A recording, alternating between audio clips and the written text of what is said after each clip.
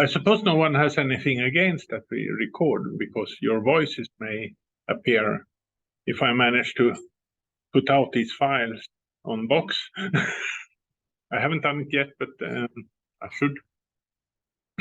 That was my intention.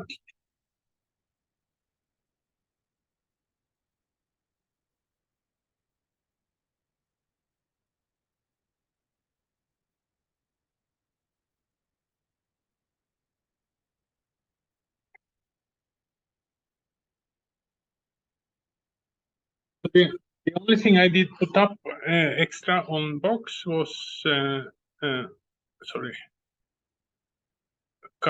I thought of mentioning some things about collecting data, what to do and perhaps what not to do, or at least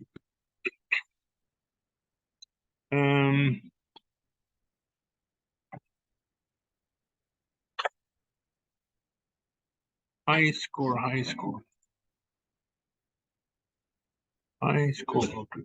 There it is.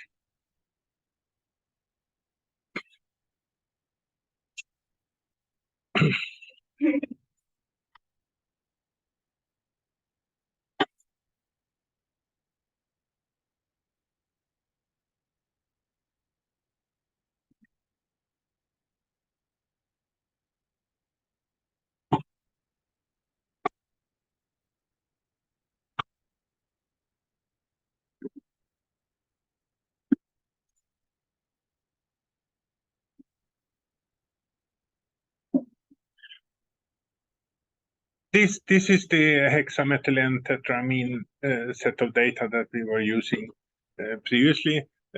Yes, I want to comment a little bit. If you look at the peaks, they look quite not extremely symmetrical, but I think the data was collected on a wafer, silicon wafer, more or less thin layer. Slightly crunched material, but there is some asymmetry at least a little bit. It was done at a K-alpha 1, K-alpha 2 machine, so there should be alpha 2 split, and that should be more and more visible at the higher angles. And I would say that the split is small compared to the peak width, but still there is a strange. We have a tail on the lower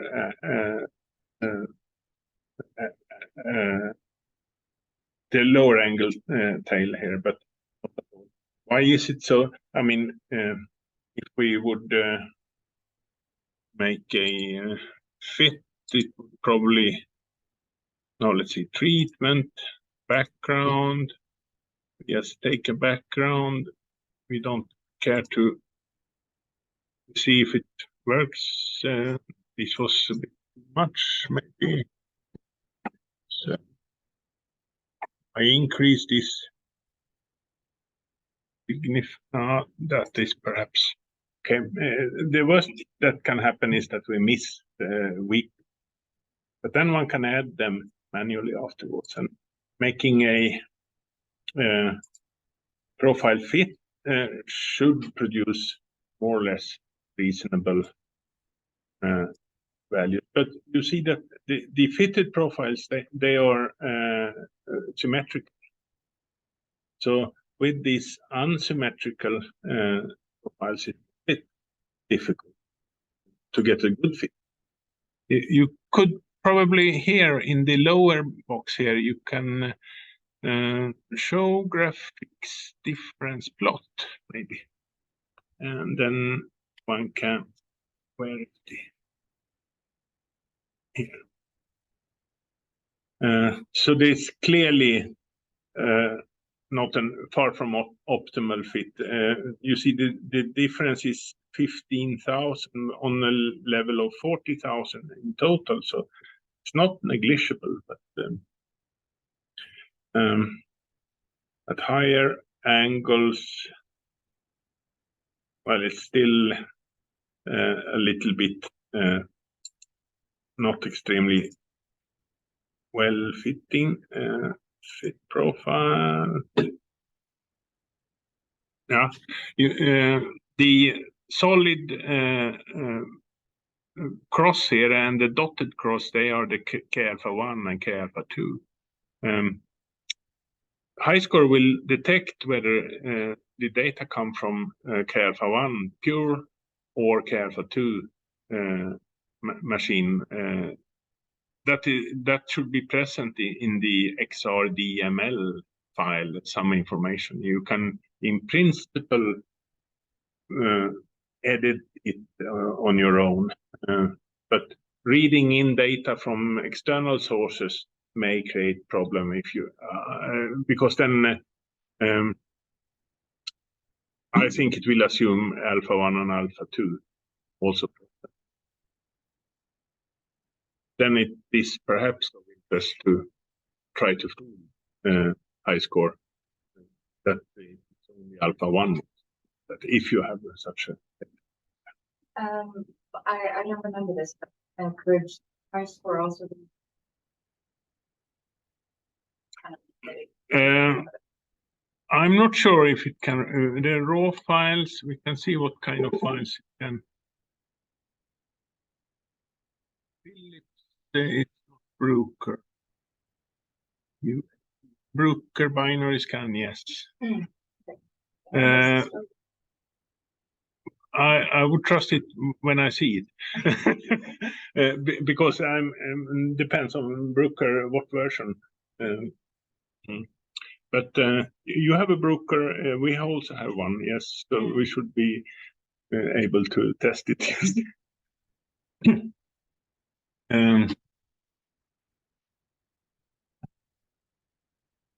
Various raw scan format. Yeah. Hopefully. So if this was quite a small, the peaks were more or less well defined, but then if we say that we added a lot of sample and go into a backloaded arrangement with approximately 2 millimeter of sample thickness and a very well defined surface layer, but the other hand, this is organic compounds, so it will transmit the X-rays quite easily. Even copper X-rays, they will penetration depth to several millimeters, I would say. So if we have a look at that file, the similarity and the difference is that we have well, more intensity actually, but and essentially no background is happening up here. You can, I think we need to. Yeah. By the way, we can here on the left-hand side there is a small icon Y, sets Y-axis scale. You can choose between linear and square root and logarithmic scale. The square root is the good old alternative. You will see enhanced weak intensity better. And it looks quite nice for the moment. But if we look a little bit further, yeah, the first peak is definitely no problem, but it seems to be a little bit more skewed symmetric than the previous one. So should we fit this one, the definitely in a ritual program one should use a split profile. So if the peak position is here, then the right hand side is quite small peak width, half width, and the left hand side quite large, and that I think that could be done also. Yeah. HiScore. I'm acquainted with HiScore do that because refinement local.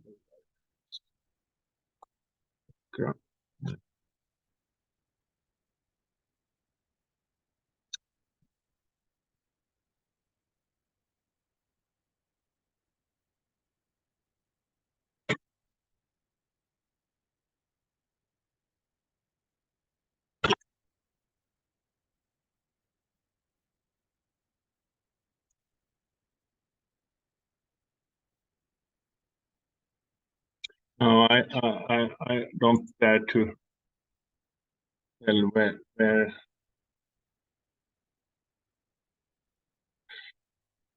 where this how to set this split peak version, but we can see what happens at least when we go here already at 25. Very high asymmetry that will become even worse.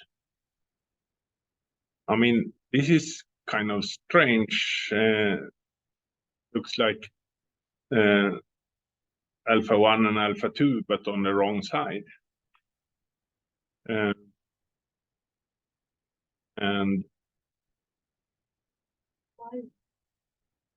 I think it is because we had too much sample.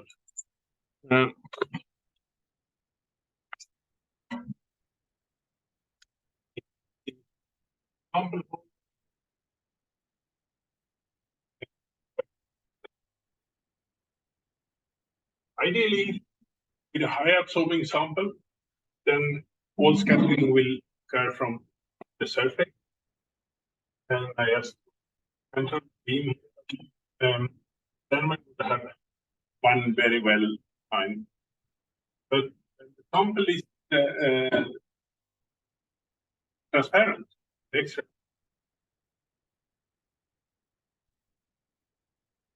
Then the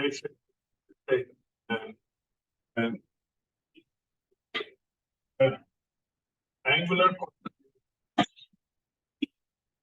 here, but also on tail like that. From what should we call it? Parasitic scattering, or from a part of the sample.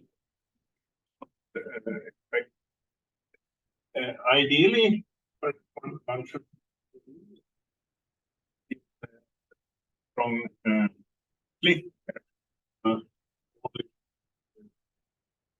still have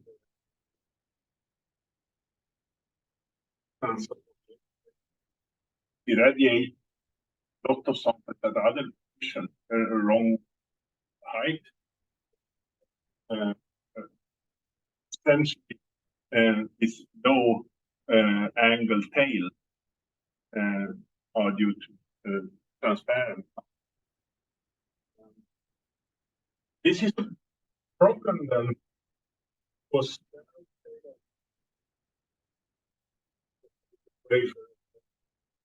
with a thin layer sample would produce a better result. And I think that if we compare, we can go to higher angles here. There a reason for why it's wrong? Yeah, only because of course, I should have done transmission.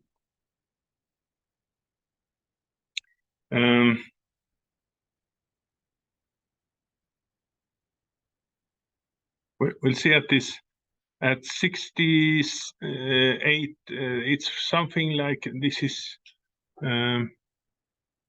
60, well, it's half a degree at least, the width here. And if we look back at the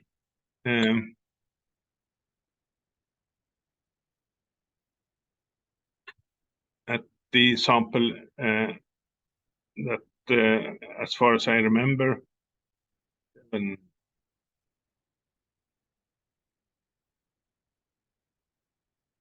how big is this one? It's slightly less, at least, but maybe it was we just powdered the sample on a silicon wafer. So it's a problem. I agree. Low absorbing samples, they should be collected in transmission mode, maybe from a capillary. Say 0.5 millimeter capillary, that defines the sample position to 0.5 millimeter, and you won't get any more broadening. But it's it takes half an hour, 1 hour to adjust the machine.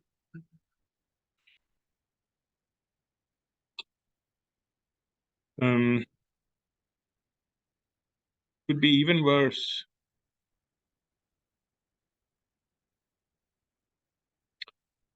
I think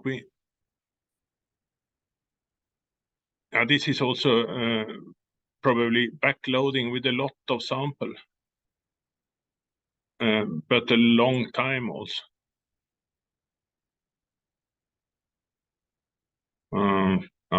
This was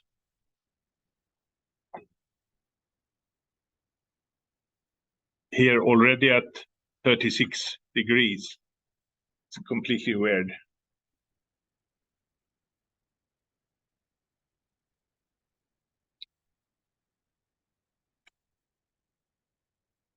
So collecting, how you collect the data is quite crucial. High absorbing samples could very well be collected in backloading if you have enough samples. Or otherwise, a thin silicon wafer is perhaps better. A thin layer on a silicon wafer. But the trick is that making the layer thinner, then you get less signal and weaker peaks and such things. But you can compensate that with longer data collection time. On the other hand, capillary is perhaps the most advantage. Collect data from organic materials. Even transmission measurement, if you could into called mesoporous framework structure. Low data, then reflection mode it be well, difficult. Or do you?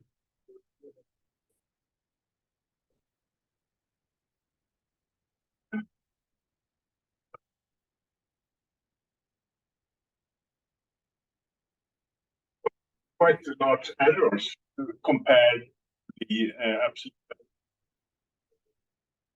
The other hand,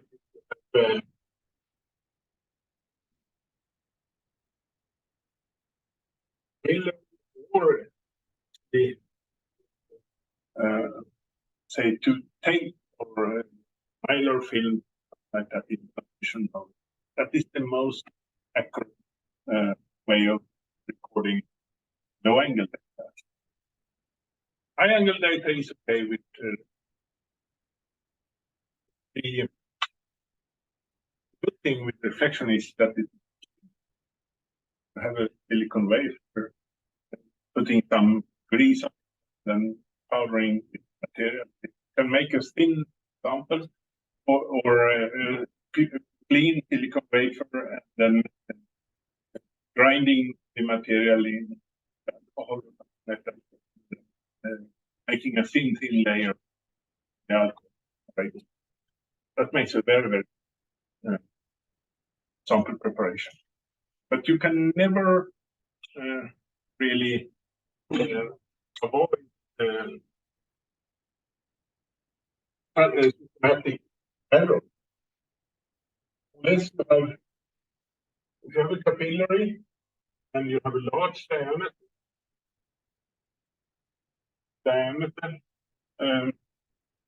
the our whole house machine, the radius 141 meter instead, then the uncertainty quite much, and perhaps could also analyze a crystal to further increase the resolution. This is only done at synchrotron. Otherwise,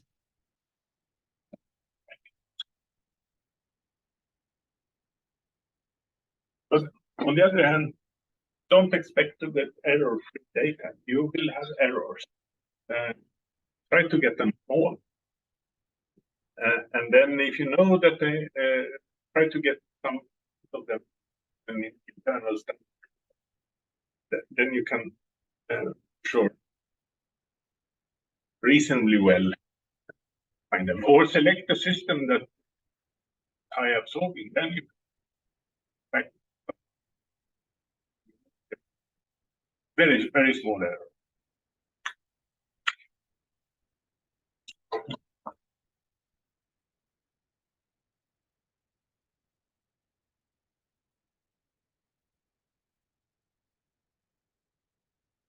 Should we have a look at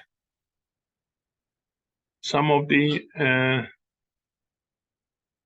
I mean, this, perhaps this organic compound is not extremely interesting.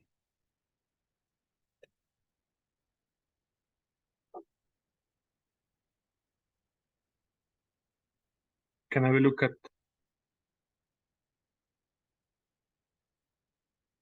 data?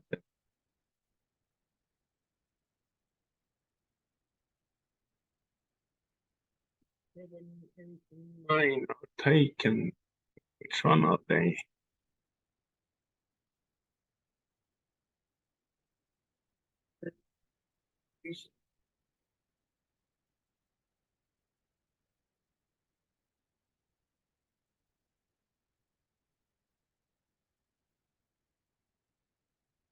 Barium sulfate, yes.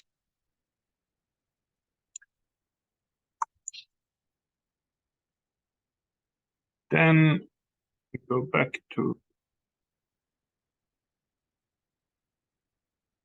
I-score.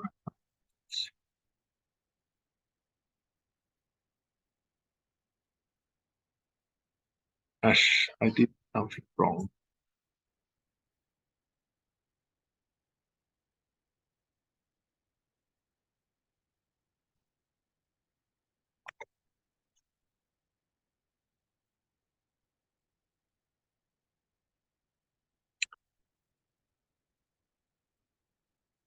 So barium sulfate.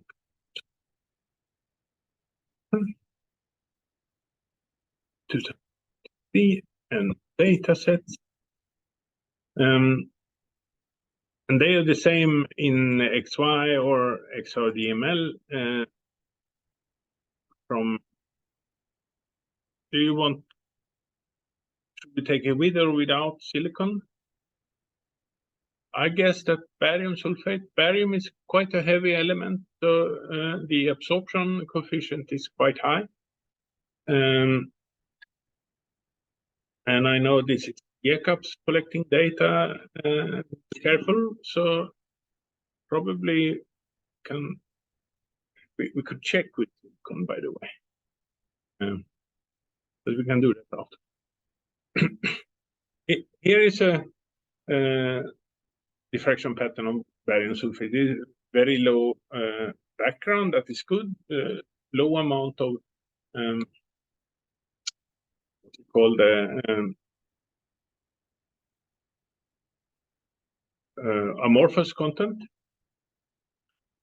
unless there is something cheating. I don't think so.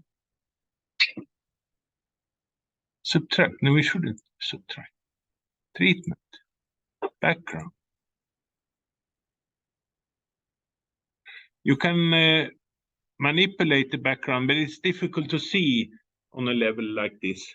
I guess you can accept the background and search for peaks. If the significance, what it means, let's try first. Is this reasonable? Perhaps. Let's have a look at it. Accept the peak. seems to be peak detected where we visually can see it. I make a profile fit of these. When we have so many peaks as we have here, it is perhaps difficult to, it could be good to select part of the spectrum pattern and fit the profiles. Otherwise, I know from experience that HiScore behaves strange sometimes.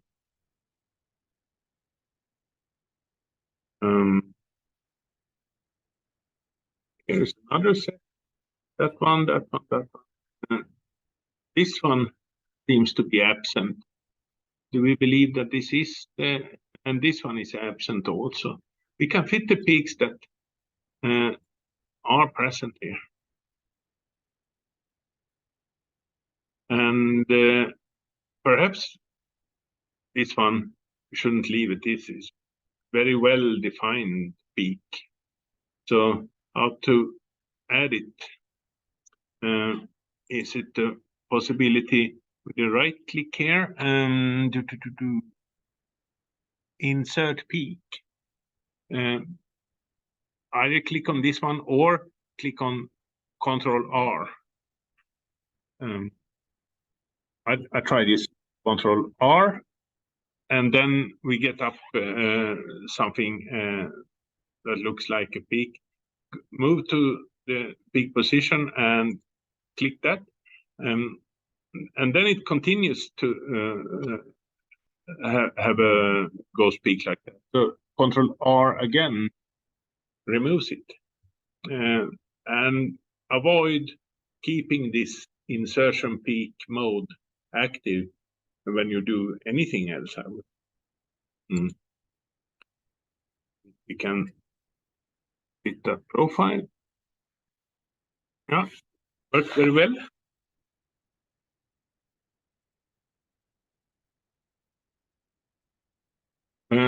Maybe we don't need to go into details about all of the weak ones.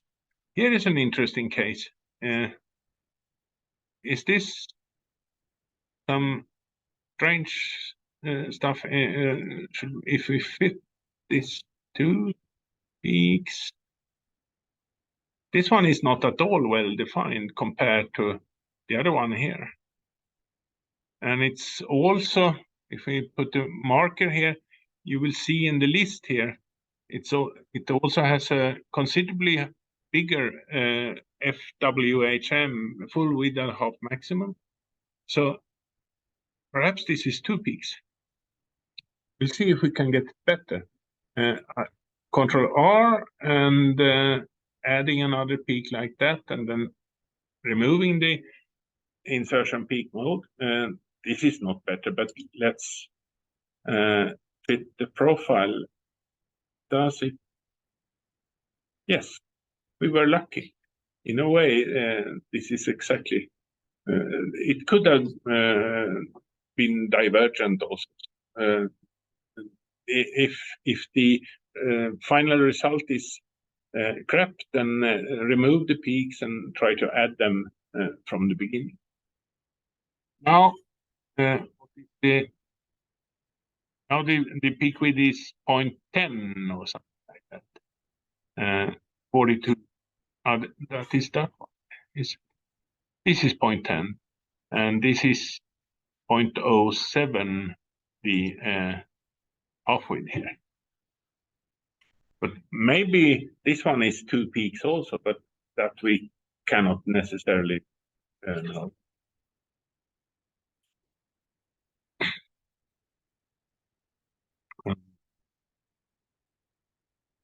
Let's see. We can out.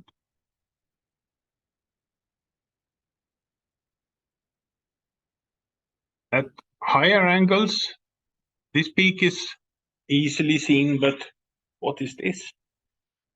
This is only one peak, but clearly we see three, and here is two. So yeah, let's take a risk and fit everything. See what happens.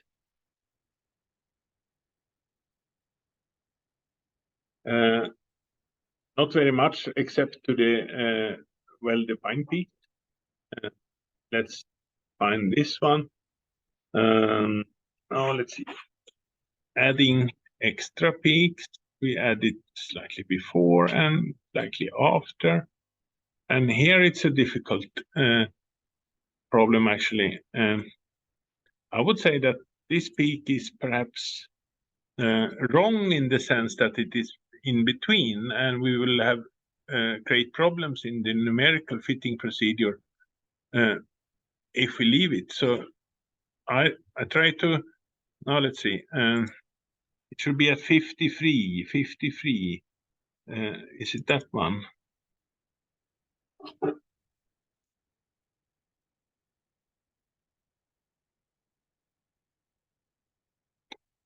(53.03). It's that one. So I delete that one and it should disappear, yes.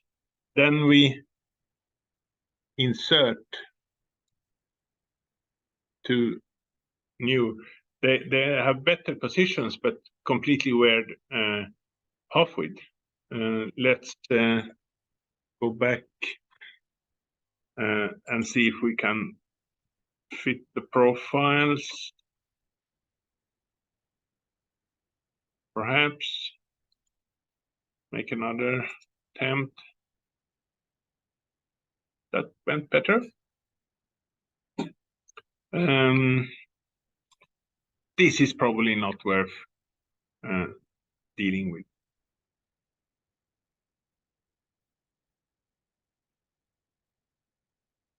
Here are some clear peaks that probably are present, but just has been missed.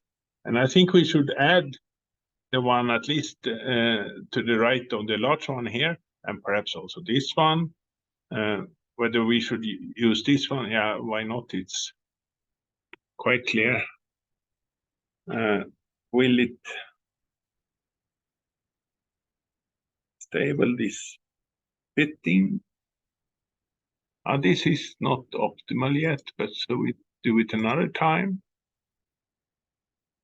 Yeah. This fitting procedure is something crucial in many diffractometer softwares, and is perhaps the one of the most difficult parts of the software to get stable. They should be able to find a lot of peaks simultaneously, fit them simultaneously, and also in a robust manner.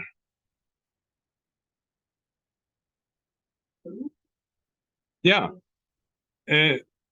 I think according to manual, one should be putting the cursor over it. So then you see it's 57.78789, and that is that position. When it is like, if we mark some other, when I come here, then it didn't change here.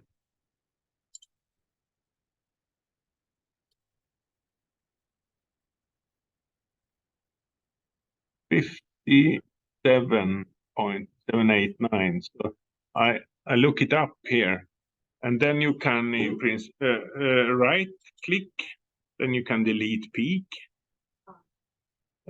or I think when it's marked, if you go there and press delete, it should also disappear. So now we put it back here, here, and here. Put in and see if it can.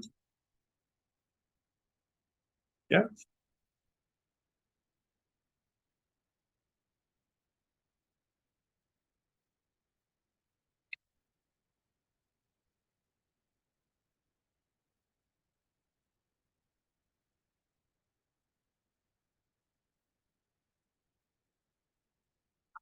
Here it seems to be an obvious that we should add.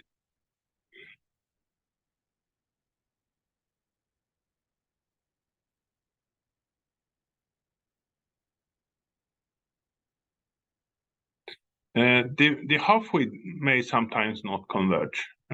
So if we are lucky, it's just to do it a couple of times.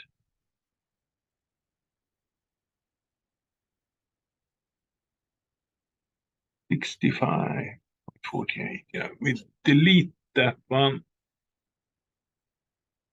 Why is this so?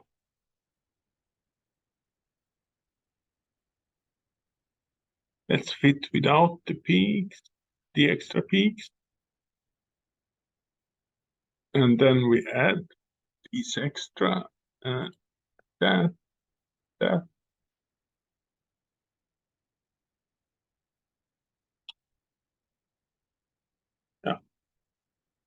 One needs to try back and forth a little bit.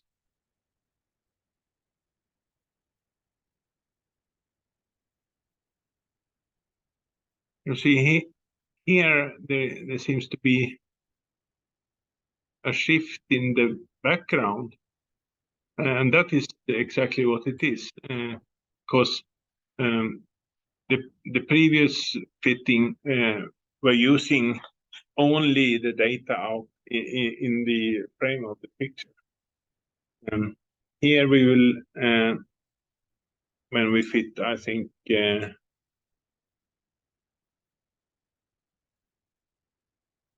there is some kind of polynomial that goes in the background, so we will probably see a small sharp break here, even here.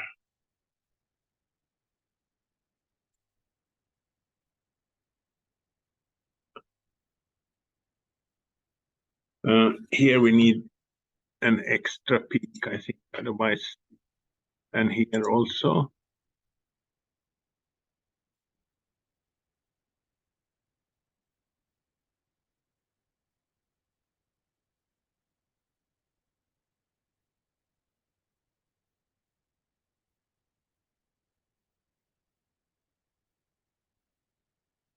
It could be wise to have in the window only those peaks that are well within the window and then background well defined outside.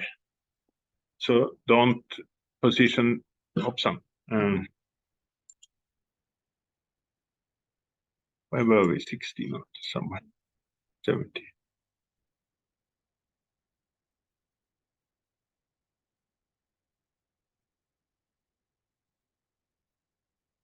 Yeah, one shouldn't use definition with a peak, say, directly at the border. Then it's better to rescale to get rid of the peak out and leave it outside or completely inside.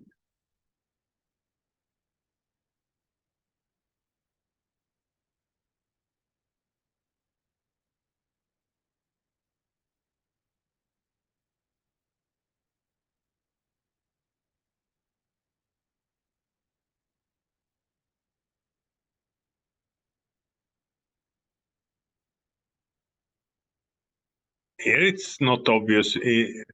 Do these peaks belong to barium sulfate? Yeah, perhaps. Can add them. This one also. But very weak peaks, I would say, is difficult. Maybe it depends on what we should use them for. For finding unit cell, it could be better to leave them. Because they could be impurities.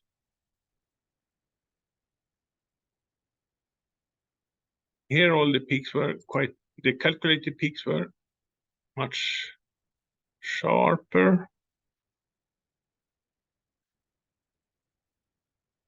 Couple of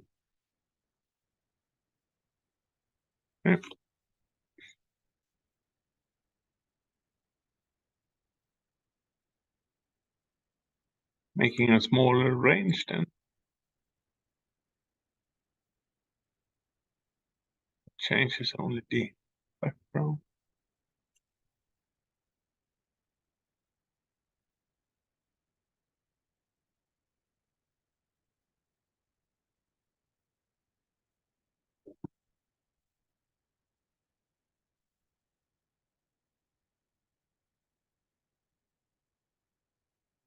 Maybe we skip them.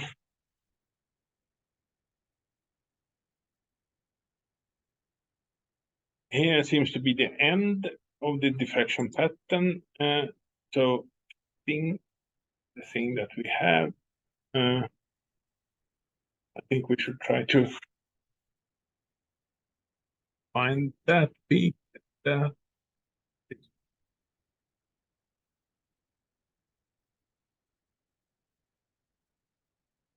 Yeah.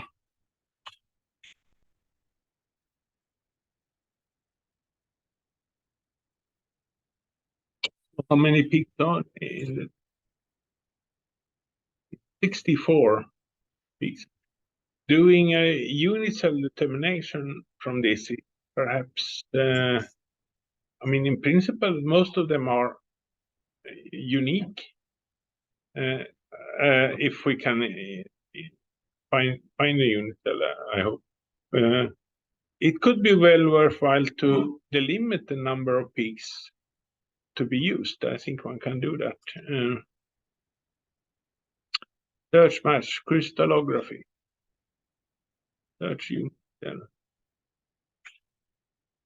Use the 10 first peaks. Maybe we should use 20. Something like that. And then what more? Should we use 3 or any other method? We can try 3, it's fast. Here is 3 suggestions with the same unit cell and 0 unindexed. Figure merit is 100. I would say this is very convincing. Okay. We could actually, as I said yesterday, we should always try different methods. So let's go for DeQual. I took the DeQual 04, the bottom one. DeQual 04. And execute cell search. And here came out a result similar to, not exactly similar, but a higher figure merit. But 8744, it differs in the third decimal, but except that it's the same. And that is a strong indication that either 2 different programs has done the same error or we are at the correct answer.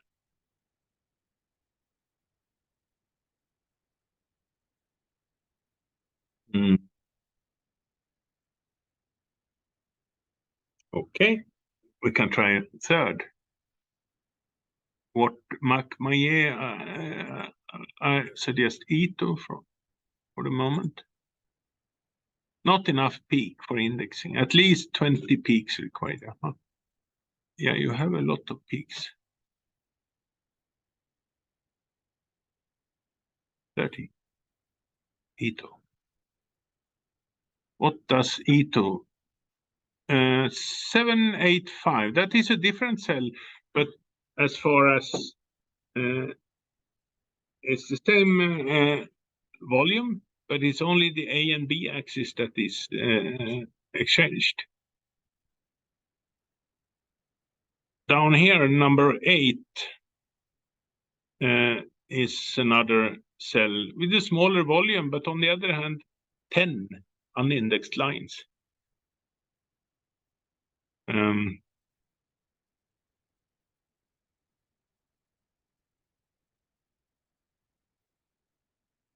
So, and figure merit is only 21. And this one is also 10 unindexed lines. Don't know why it actually, we delete these rows. Don't want to see erroneous rows, but otherwise 3 different programs, the 3 classical programs, found the same unit cell, except A and B.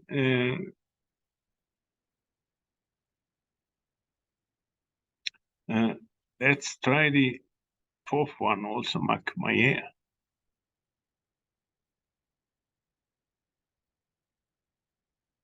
Then this box here used the first peaks. I set it to 30, at least 20 E2 claims.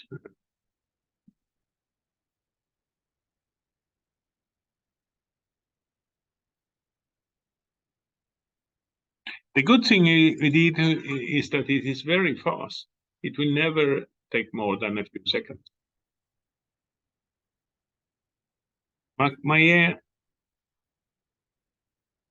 may take some time. No unit cell found. Okay, then it's probably not because it's a bad program, but we need to adapt something, some parameter. Show existing results. Yes.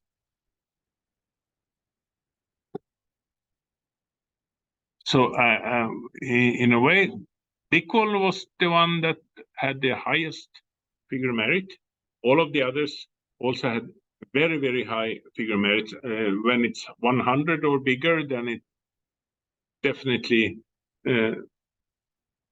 very good definition of a lattice driving. We can, but anyway, we choose the DeQual version. It is, however, good to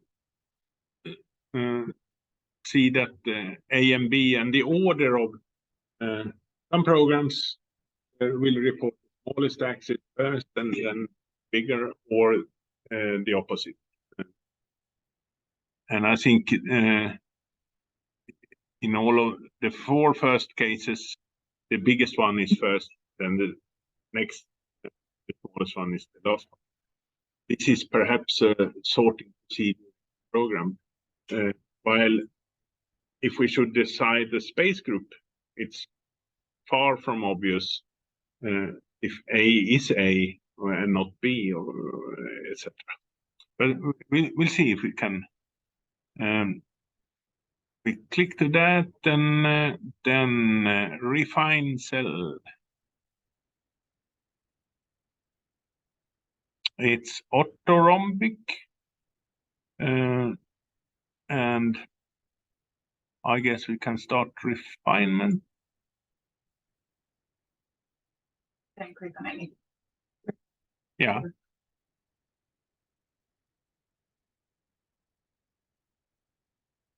Here are, this is strange diagram.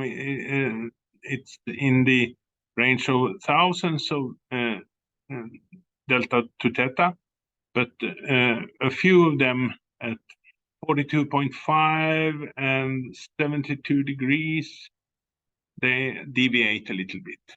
But on the other hand, they deviate 0.03. We can have a look at that peak, 73 somewhere.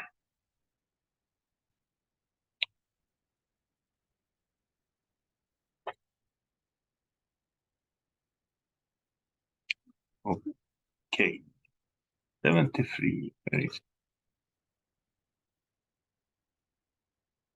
I don't have a peak at 73. 75, 72. 72.7 is approximately 73. 72.7, is it that one? Yeah, yes.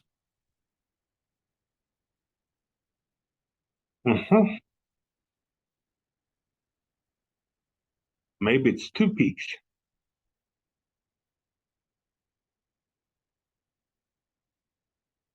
72.7 is 0.09. No, here it is. It's 0.15 in half width. So now we can take a risk here and see if we can add another peak.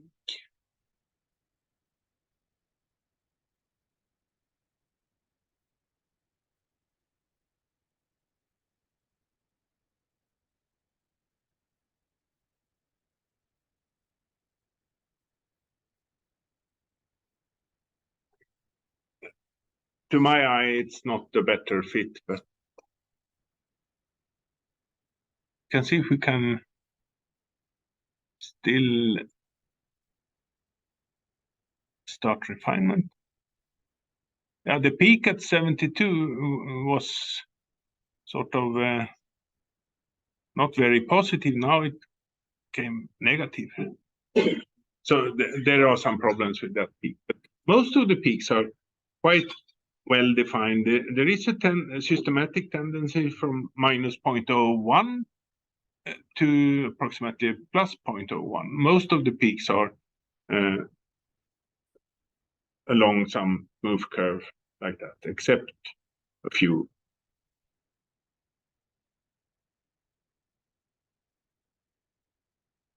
So there is a space group test here.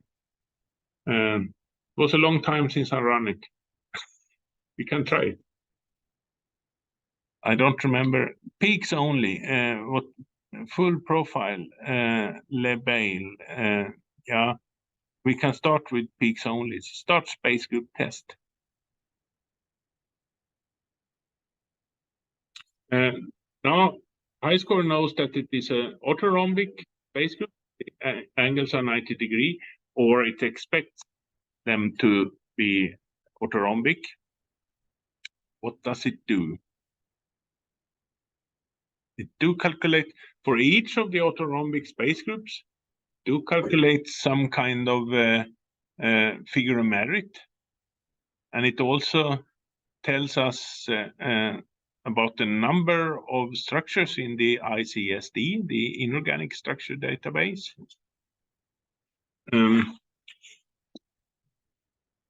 get this a little bigger then.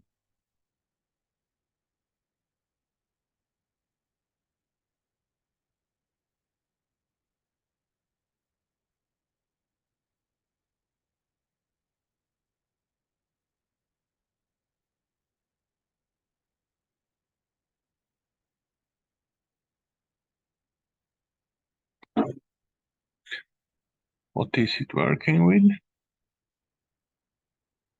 I see a wheel here. Yeah, we can see the most popular space group is obviously P212121, 307 structures in ICSD. But popularity is not reasonable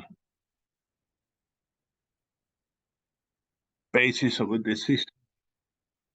Don't understand what.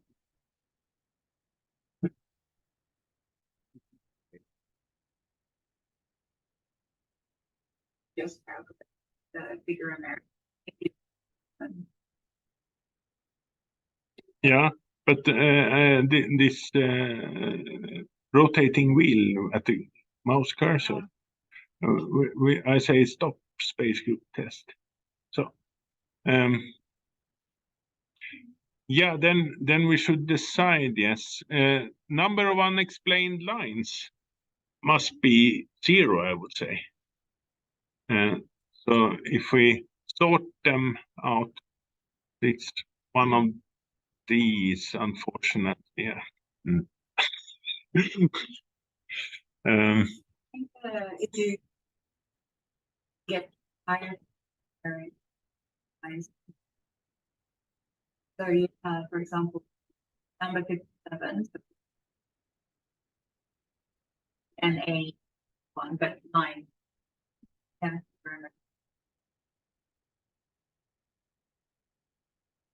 And another one, it would think for merit. But so it's not enough.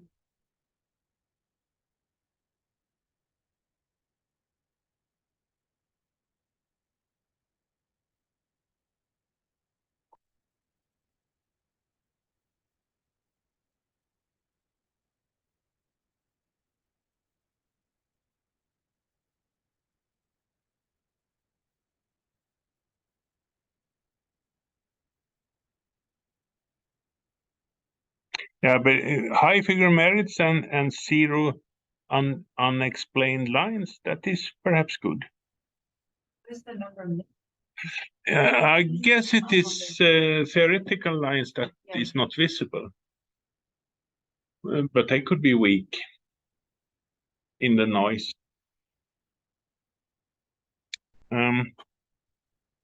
Here we have at least one favorite, 1859. But I said that we shouldn't go to favorite space group. But this is actually the solution. It is at least. We can try to do it more properly.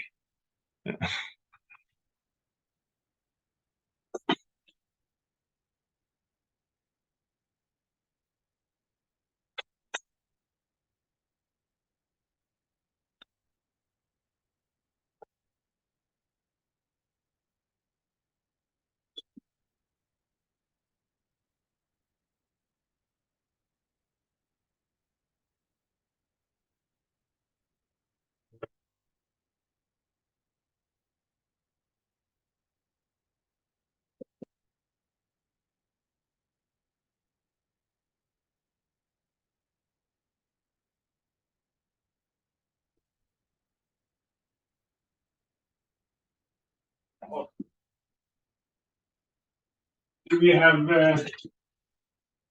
thing which is for sentence? Can check the I. 200, the sum is even, sum is even, sum is odd. Then we can neglect if the icentric. All even or all odd. That is the second one is the example. It's not F, I, H, A, and the other ones plus K. The present one that should be absent, also centered, an A centered. So none of these centerings are there.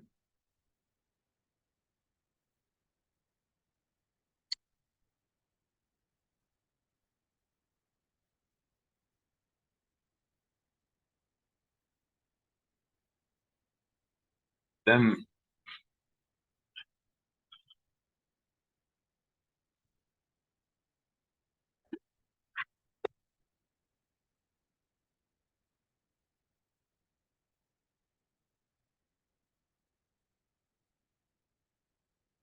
have a look in the book, the international tables.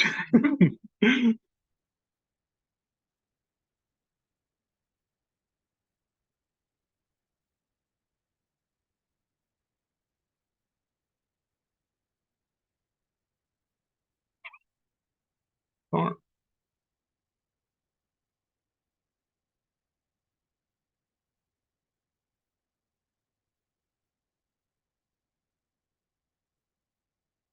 need to find the table. Low system resources. Here is in this version, it's the 3.1 space group determination. And here is the orthorhombic crystal system. And where the orthorhombic crystal system contains a lot of combinations, but for example, all of the centered, C-centered, B-centered, A-centered, I, and F, we can get rid of. It's something like the, it's some primitive cell. And we have a few different sets of reflections, 0KL, HOL, HK, and the axis reflections. And the different checks that need to be done is whether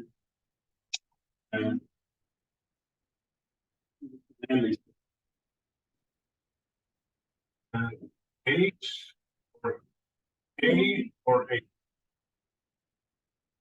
Okay. Please stop. A or A.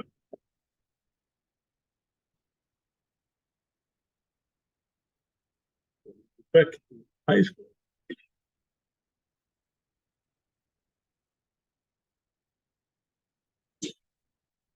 PUKL, that is, for example, 1, that is K plus L is even, neither K nor L.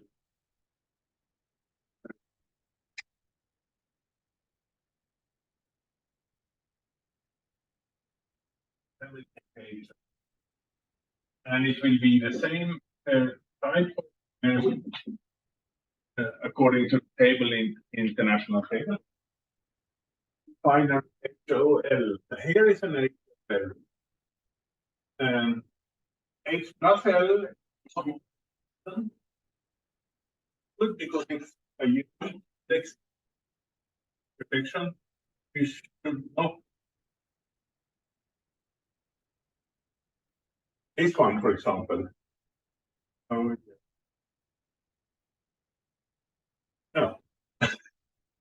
let's 2 O's is 1, and L is not even H plus L, but H is even. Let's check other HOL protection.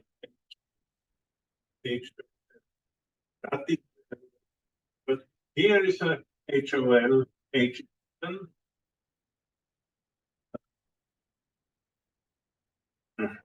H.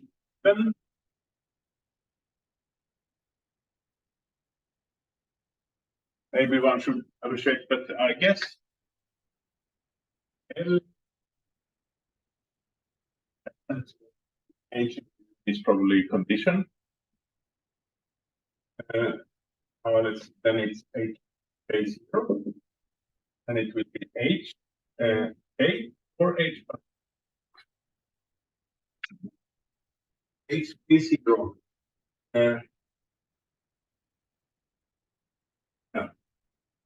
H plus K, definitely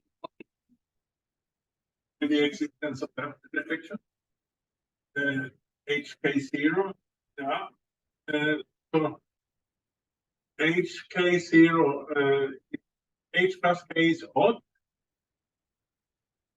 H is odd here and K is here.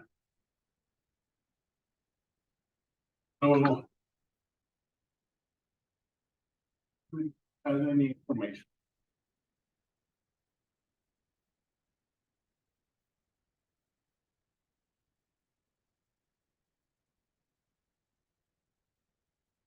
The axial reflections then. 2, 0, 0 is present. We don't see 1, 0, 0. So we have a free 1, 1, then 3, 0, 1. I don't see 3, but 4, 0, 0 in a way has no observed density. So it's an absent reflection, but that is allowed to be absent. But it's not allowed to be present when it is forbidden to be present, in the sense that the H and K violate some rule. 6, 0, 0. 5, 0, 0 is okay. Look for it. 5, 5, 5, 5. 5, 1, no. I can't see 5. 6. 6, 0, 0. Yet another one. 62.78. It could be weak. But we are missing 4, 0, 0 and 6, 0, 0. That's allowed. But on the other hand, we are also missing 3 and 5, 0, 0. That is not, those two are not allowed. The logic is far from obvious, but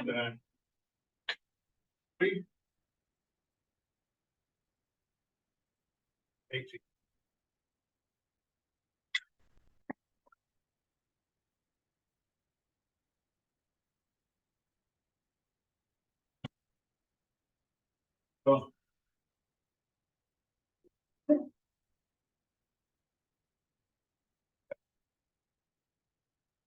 is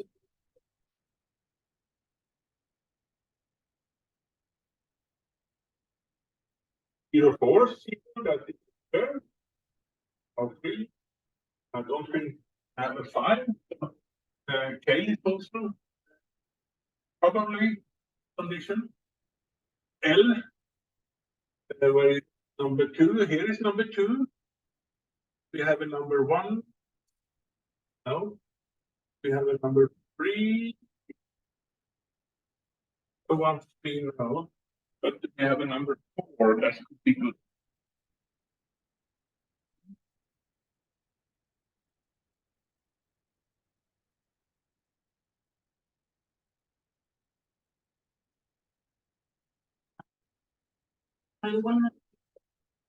How can you see the line numbers?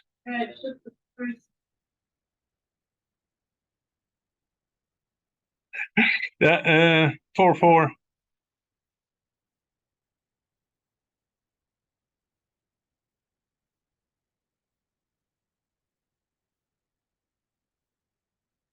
There it is, yes. Excellent. Number 88 in my list. Perhaps. Yeah. Yeah. So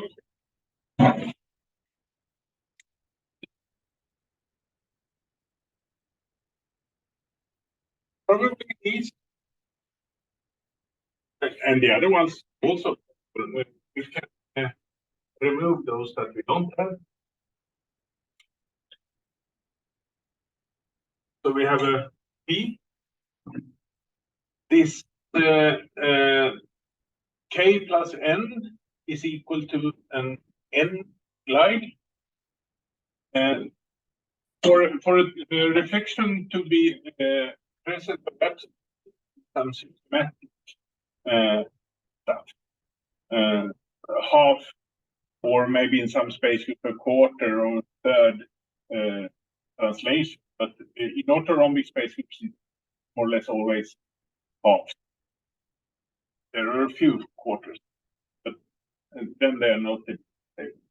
H here, then the second position H, the line A, N, and then question mark the second one, in the third one.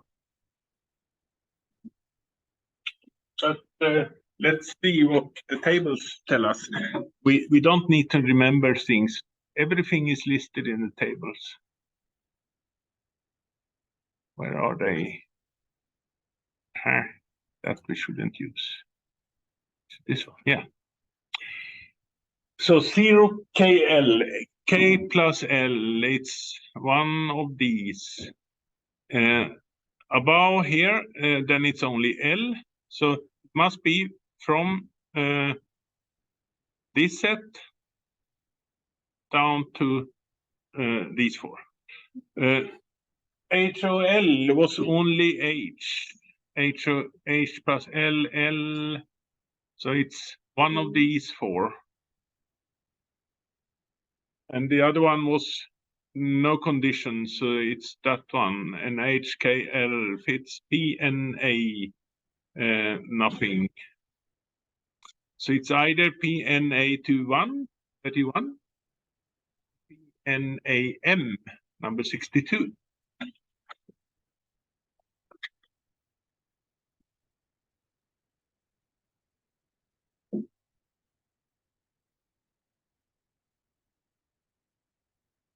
Just a coincidence that it's factor 2 space numbers. But you see the 33. Then I regret what I said.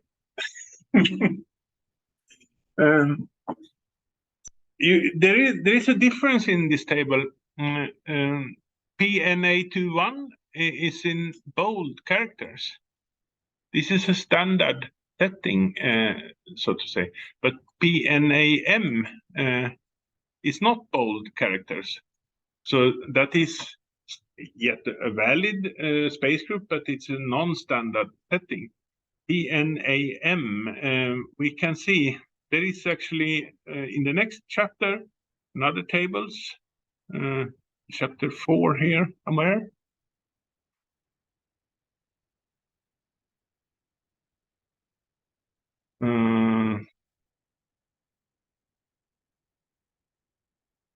It was number 62, yes.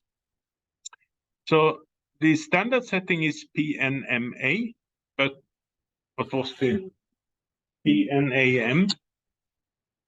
NAM, that's that one.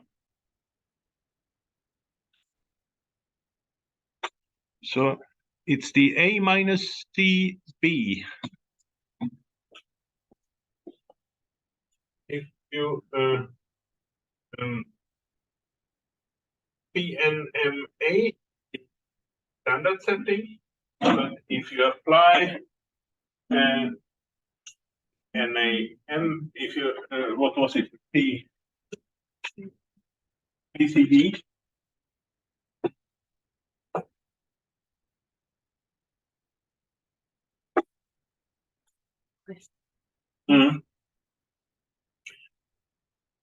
So A is the same, N corresponds to N, yes.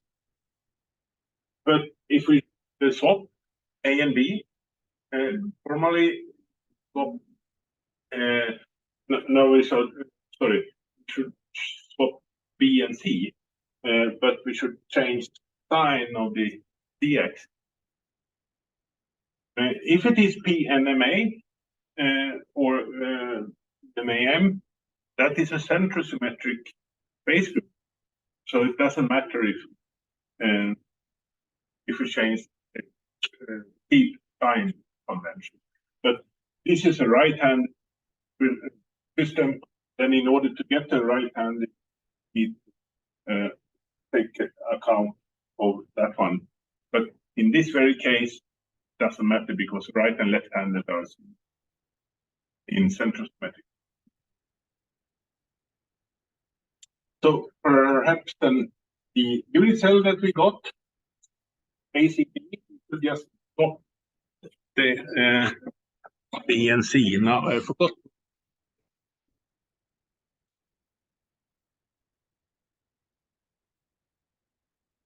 Let's start refinement. And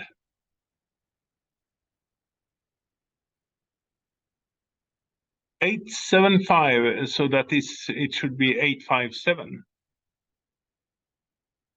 in the standard way. And I don't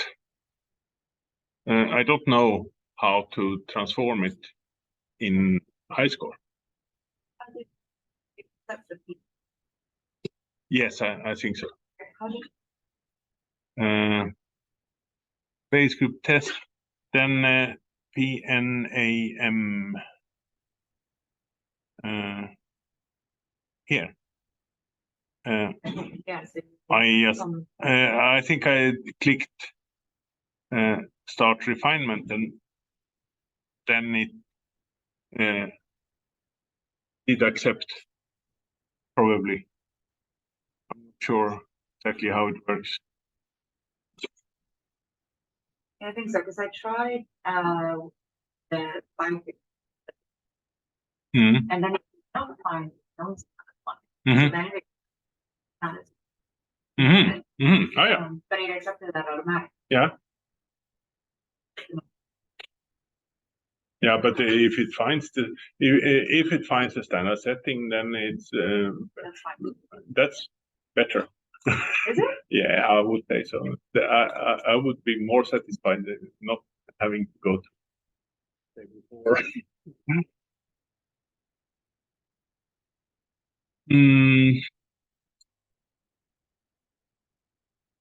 Yeah, then in order to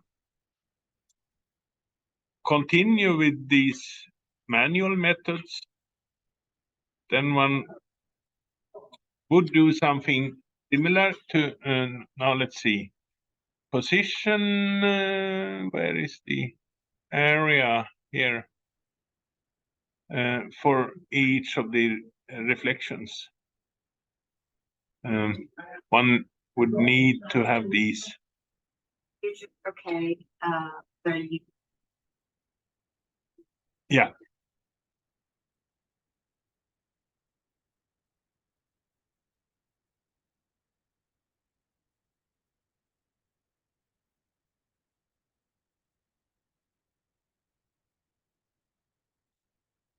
And I don't really know how to simply get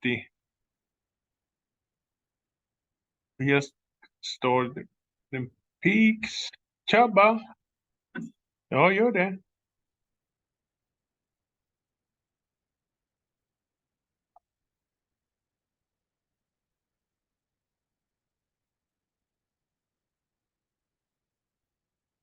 Let's see what is produced here. Shellix HKLF4. 6.HKL, yeah, why not?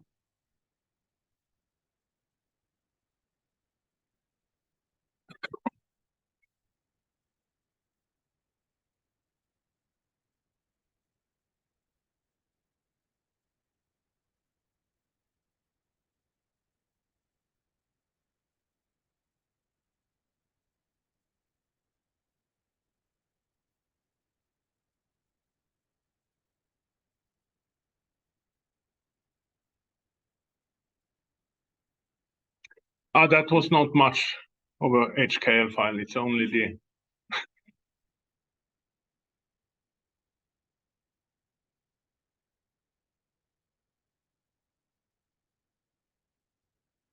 Right. So just anywhere on the, right, anywhere. then print this thing,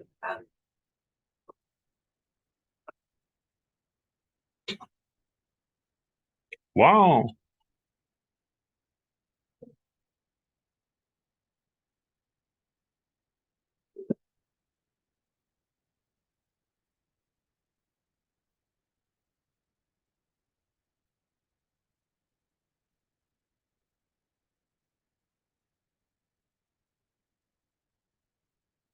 That's good. Position.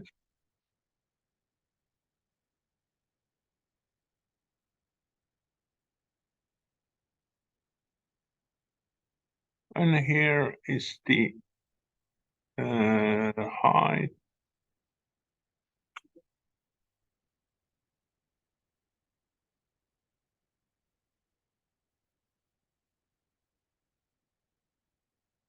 Area, yes.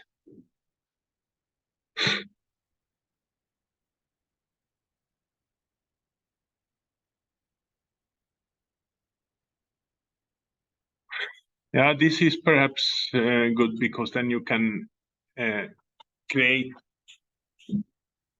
When we have 64 peaks or something like that, it's quite a lot of work to enter manually such things. But we won't do it manually since we have other automatic programs that will take care of it. We won't do it manually until we realize that the automatic programs fail. Because this information that we have, we got a unit cell and we got a reasonable space group and also a common space group. It's very strong clues that we have a high quality data set and we'll be able to solve the unit cell. Should we try to do it with Expo?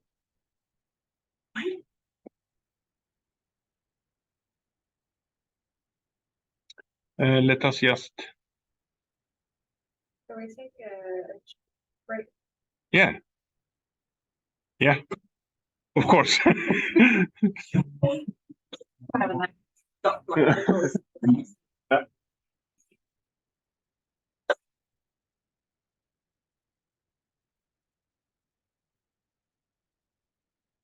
Hela listan.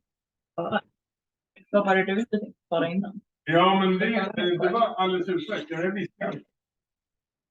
Jag gör ju inte.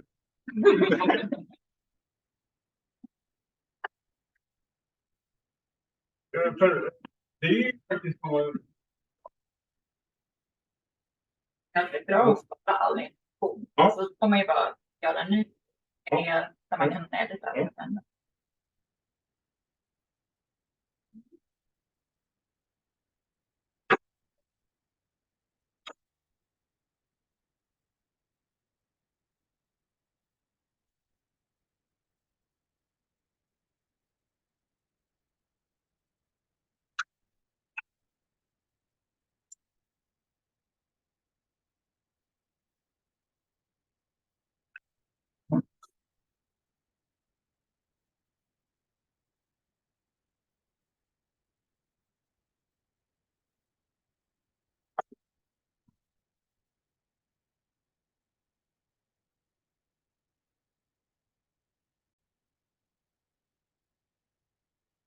Så. Vi ser. Expo is should be available in programs, I think. Yes, this is an installation file. It's from 2020, I suppose. 2nd of March 2020. 64-bit, and also a kind of manual. For Macintosh, there is a native Expo image here. It's for it's for Sierra, the few versions back in operating system. Now, if you click that one, we can see what happens.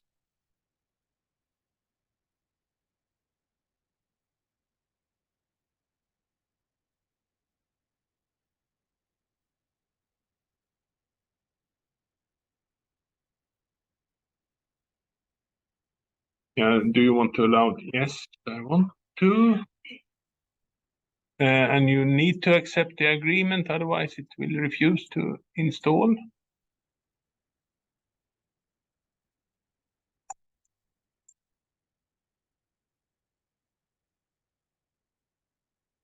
And I think Expo will be installed on some standard location program files.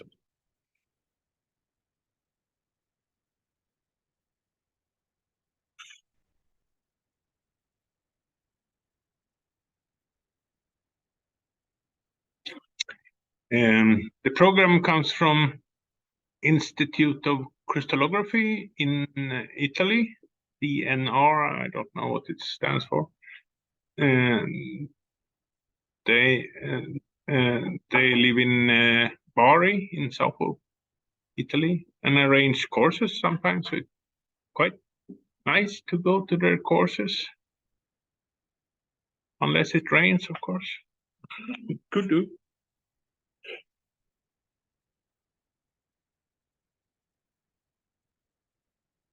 Completing, yes.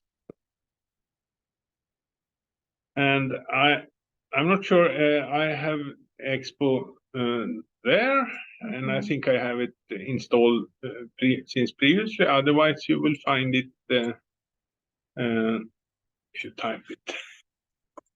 Expo. Suppose not Internet Explorer.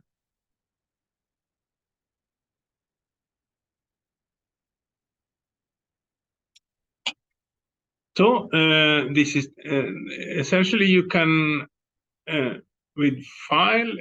I'm not sure these icons. Exit, create a new project, load input, expile, load project file, and then manipulating the patterns. But let's go to file. Either new or load and go. Load input exp and start the run. Maybe we should go for new, create a new project.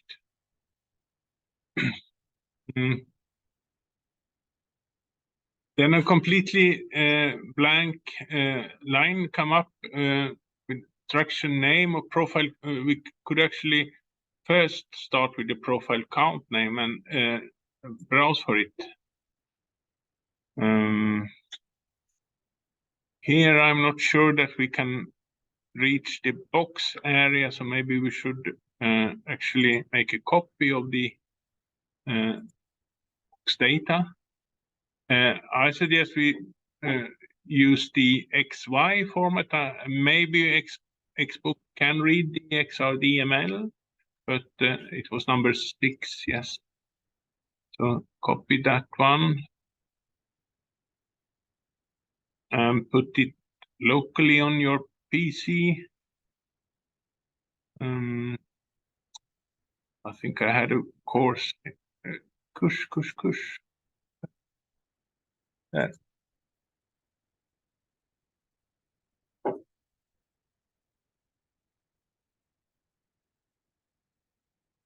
So just let us have a look at the data file before we continue with Expo.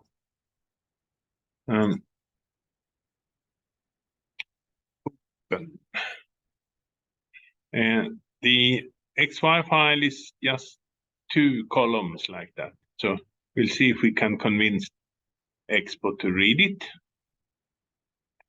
Probably. Now let's see. Where do we find it? D and Kush. Where is Kush? There is Kush. And number 6. All powder diffraction data files. XY is just 2 column. XYE is 3 column with an estimated error in the 3rd column. But that's good that you can select either all files or certain type of files. But now we select number 6. Yes. Okay. Structure name 6 is perhaps not informative, but we can maybe give product 6. The range is from 10 to 79.98 degrees, and well, there is no reason to modify it. It's X-rays. Wavelength is probably that one, because I think it was the directory was termed K-alpha-1. Find space group. We don't need to do that. You can actually enter the space group symbol. That is in some sense safer. On the other hand, we can check afterwards if I think Expo should be able to find space, or you decide, by the way. Should we enter the known space group, or should we let Expo try to find it? It doesn't find. Don't know. Cell determination. Here it's actually, if we know the unit cell, then vote for.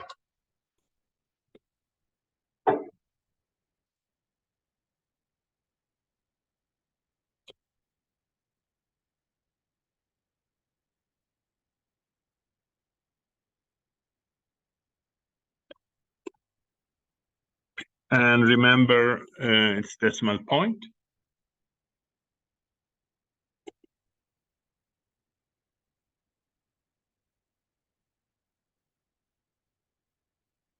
So cell content, it calculated the volume now. Cell content is perhaps barium with the space in between sulfur 04. Or should it be a space in between there also? No. I don't think it should be a space. I'm not sure. What type of structure solution? If we take direct methods, then it will try to apply direct methods to the resolved individual intensities, or simulated annealing is a way of more or less similar to the direct space that Fox will use later. This is an alternative. But say that we save this one. Wrong cell content. Wrong. How can it know? BS. That's not a known element. Wrong on me. Here is volume per atom is 57. This is probably, we should multiply everything by 2. Then it's 28. This is still a very large atom. Maybe multiplied by 3, one can think, but this is an orthorhombic space group. There are no orthorhombic space group with 3-fold positions. But on the other hand, there is 1-fold and 2-fold. But I think we should multiply by 2 another time. 8 times 2 is 16, and 4, and 4. Then we get 14, which is quite small volume for an atom, but not enormous, not strangely small. We'll see if that works. Save them. Do you want to edit it, run, or quit? We can edit. We can just have a look at it.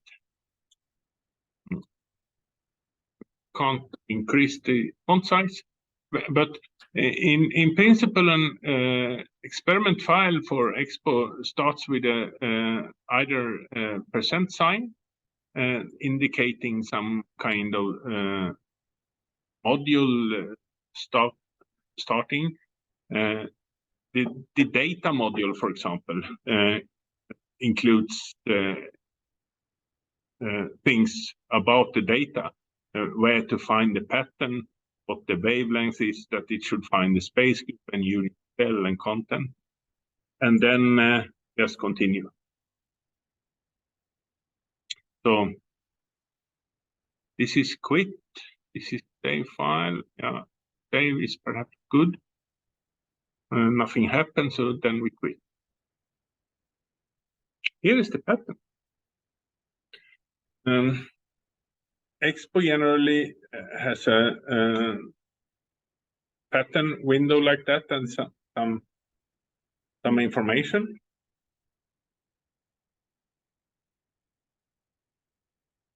This one, it was after when we did load the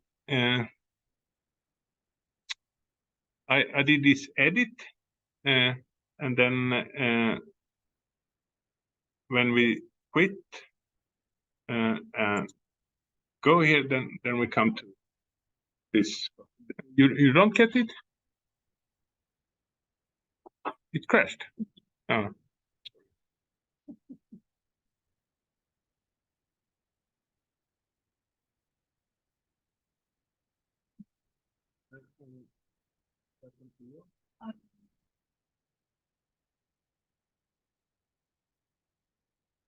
It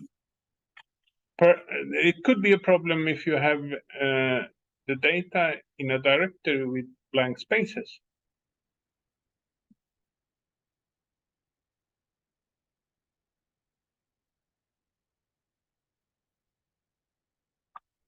Can try. You really want to? Yes.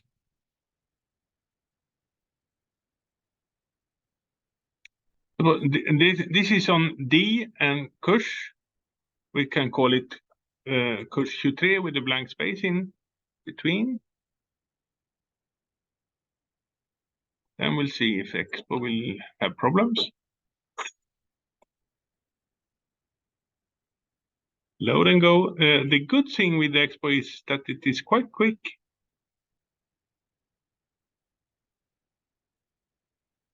Cannot open.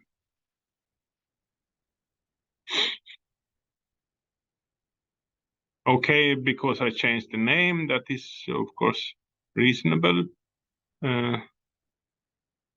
Load, edit that one. What did we call it? We call it Kush space 23. Save that and quit and go. Then it worked. blank space in directory name was maybe okay. We'll see. Next, we click. What does it do? Extraction. The pattern has been divided into two intervals. I think simply because numerical stability is better if you have a few peaks. EXPO was actually the merging of two different programs, one direct method program and one program called Extra for extraction. That was an extra, yet another program from Pauli and Lebel, and then came Extra. Extra is approximately a mix between, I would say, Pauli and Lebel, but maybe mostly Pauli. Click next on this. What does it say here? Nothing. So click next one more, and here it starts to do something quite quick. You see the red ones are the calculated, and the what's this called? Magenta violet line is the difference. So it's there are some differences, but not a lot. Was it in pattern or what did No, I just click next. And then you see down here are theoretical line positions. Is it a line here or not? I don't know. The important thing is that all of the lines that are present should be represented by a theoretical line. And then, of course, there could be other theoretical line positions where we don't have a significant intensity, but there shouldn't be a lot. And in this case, I would say these are perhaps reasonable, but if this is a peak or not, I hesitate, but here are two, and here are two, and a bunch here, and a bunch here. Here a doublet. I don't know if these are reasonable lines, but I mean, a few we can accept. Overall, it seems that theoretical peaks are where the observed peaks are, and there are not many theoretical peaks where we shouldn't have it. So, click next. Here is fine space group. PN21A. This is a space group symbol with the extinction symbol like that.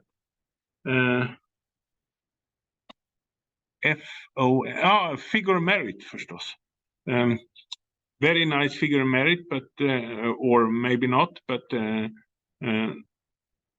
how many number in CSD? This is Cambridge database, so maybe EXPO people are more focused to organic compounds than inorganic, but inorganic also. The PNMA is similarly high index figure merit, but PNMN, for example, is quite much lower. So I would say that one of these two. This is non-center symmetric. This is similar to the what's it called? NA21, number 33. But you need to look it up in the table.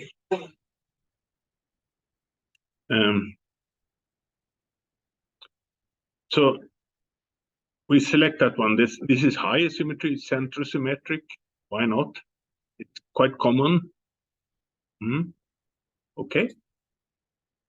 Input file will be created. Yes. Okay. So what happens now? Still yet we click next.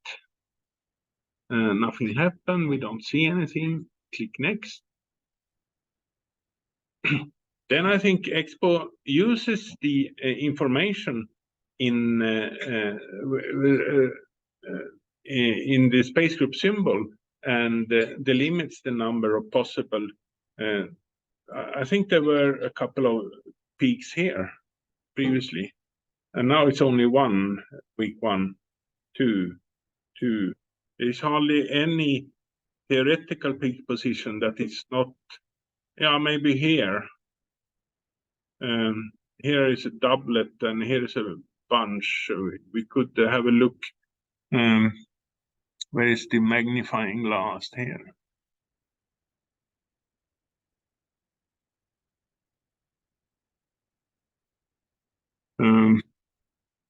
There is a peak. Here should be a peak. Yeah, it is a peak, yes. Here is a small peak that we neglected previously when we investigated it with we can auto scale, yes. Very difficult to see.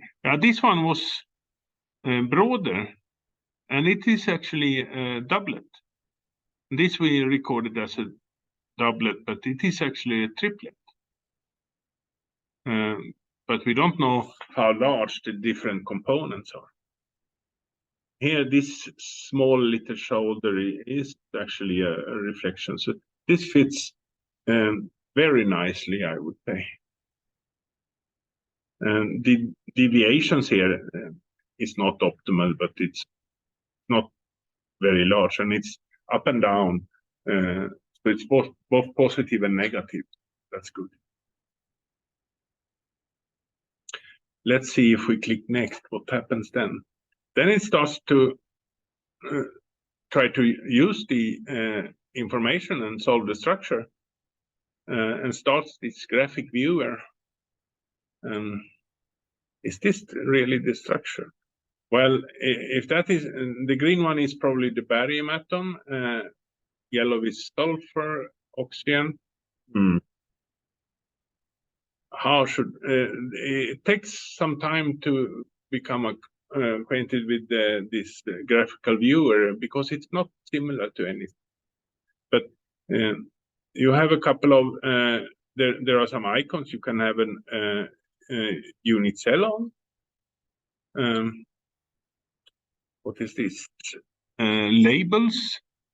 You can see ones there are.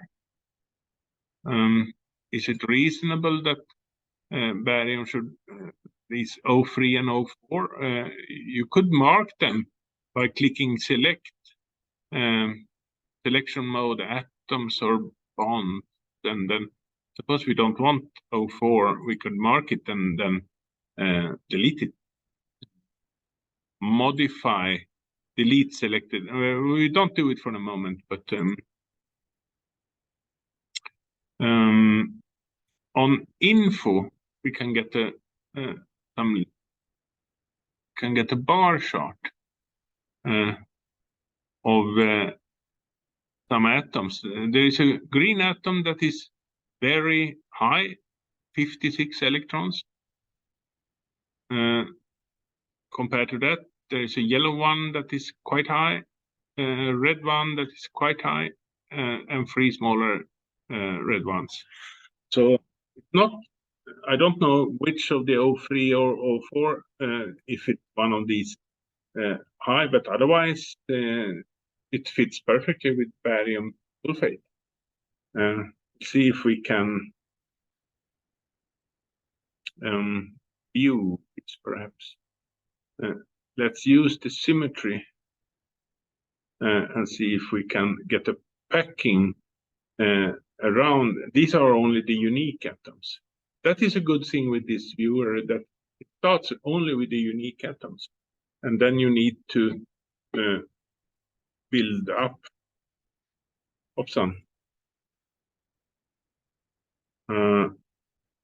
Is this a, I mean, around the sulfate ion seems to be quite okay. We know from chemical knowledge that sulfur and 4-oxygen, I think O1, O2, and this is also O2 and O1. So perhaps this O4 shouldn't be there. Let's go for selection on atoms or bonds. Click the O4 and then go to modify and delete selected atoms or bonds. Yes. Shit. Can we regret ourselves? Undo, delete.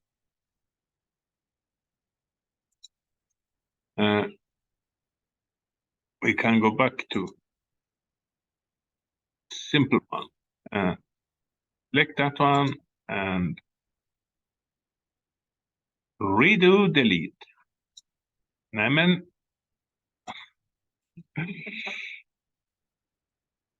That one. Modify, delete selected atoms.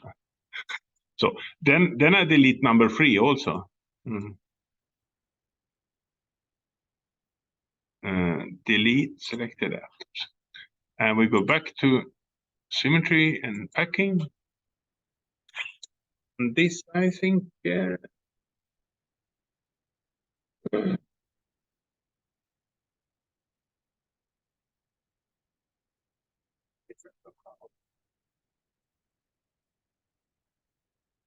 it's O3, yes. So we shouldn't have deleted O3. Now it's tetrahedral. Is it completely different? No, not.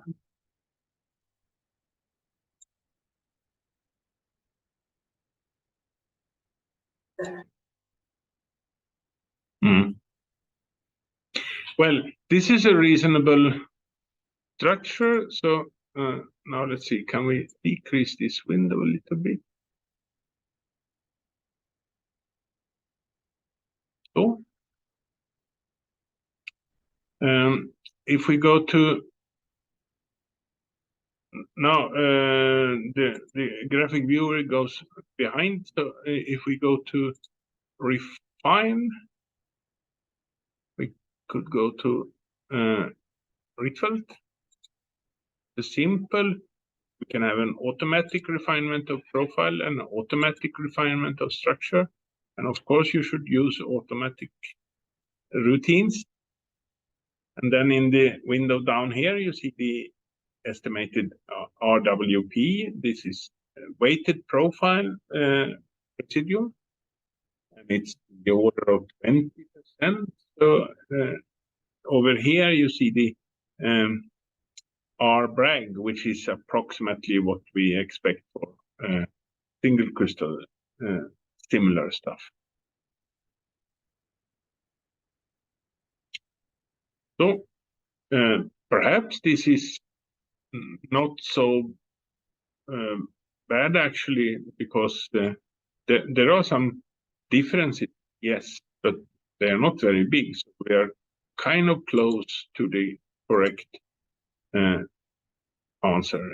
And this structure is then updated automatically. I think we can symmetry expand. Maybe we should turn off the labels.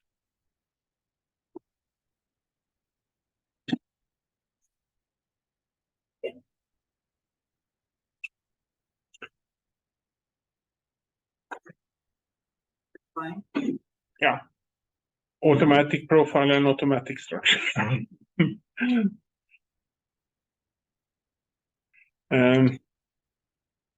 And then, I mean, the Expo is not a fancy Rietveld program. Perhaps you could do a Fourier recycling if you want to look for extra missing atom, but I think we have all that. If we is it anything else that we can? We could refine non-structural parameters with the Lebesgue method. That is, do not include them in the traditional Rietveld. Usually that is a lower R value to part of the model. Yeah, here we got the R profile 7%, very low.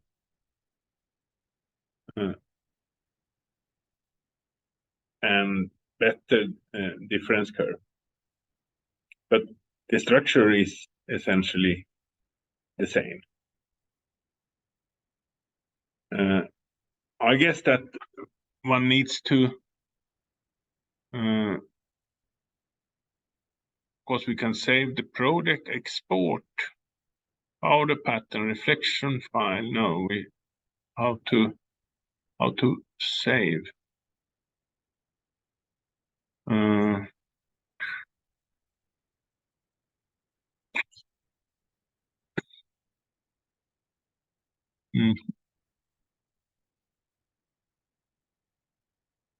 File, export structure in the graphic viewer.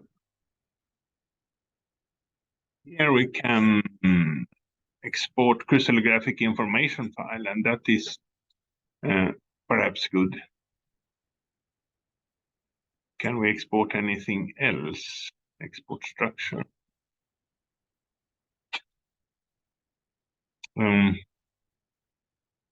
XYZ, that is Cartesian, also normal coordinates that you don't have any use for unless you're into molecular compounds that you want to do some quantum mechanical calculation.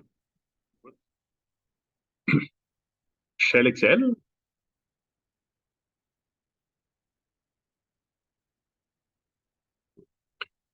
That is, of course, good. Now let's see. Do we have here we have the different, these are the different files. The zip file and the experiment file is the experiment, and I think PIN is the some collection of data for Expo 6, project 6 with an extra number 1 is a slightly edited experiment file. We can have a look at it, what it is.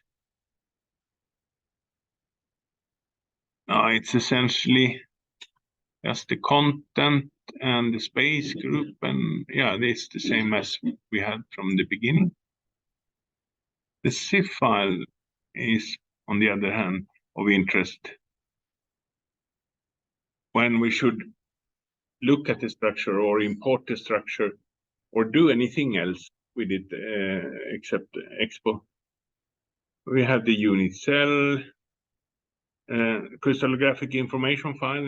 They are, for those of you, if you're new to it, then it's strange nomenclature. It's some kind of code in the beginning of the line and then a parameter value afterwards. This is the gamma cell angle. But where are the atoms? Here are the atoms. This is an important table. Perhaps your software cannot read this automatically, but at least you can cut it and edit it manually. There are only a few lines. I know that Foolproof can at least export zip files and probably also read zip files, output from other type of programs, but I'm not sure that it can read this very zip file output from Expo. It's not enough that it is a zip file. For example, it says type symbol here, or there are this is the type of atom, and then the label. If you remove the type symbol, some programs will protect. Or if we remove some seemingly uninteresting part here, programs will protest. Yeah, it's in the graphic viewer and file export structure. So unfortunately, it's a mistake, I would say. Save project, yes, but then it will only be something internal for Expo. Back up. Yeah. So I have. Yeah. One. First of all,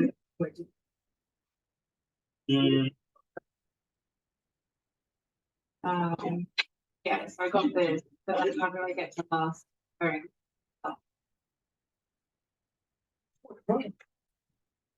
They're like one of.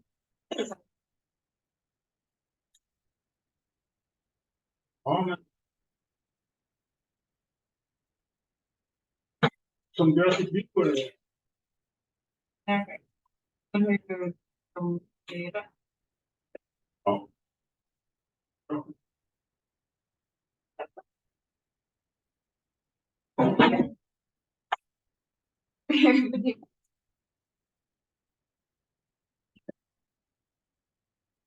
Men hittar den någon annanstans? Så, Är det? ja,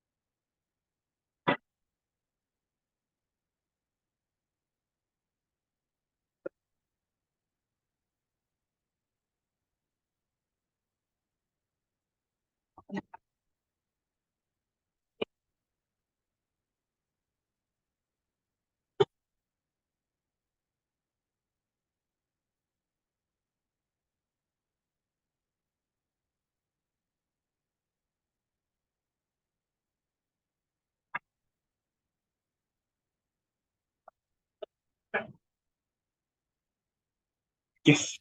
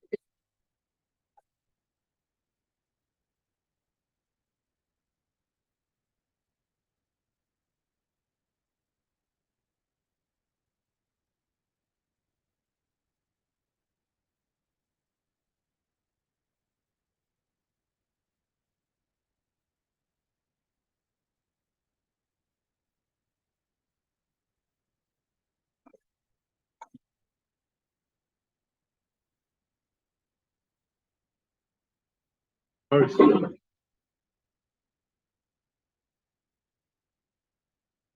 correct.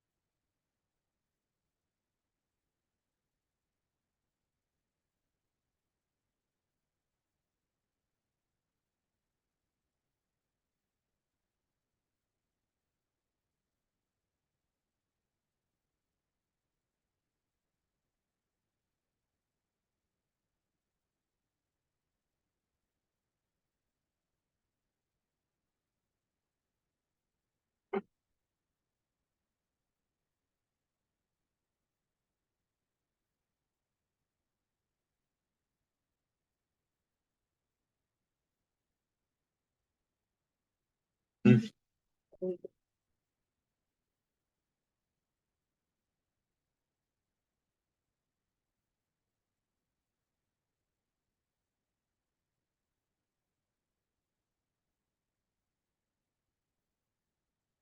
Very good.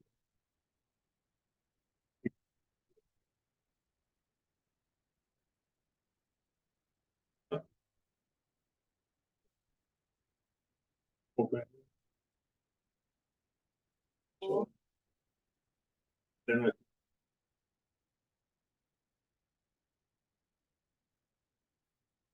yeah.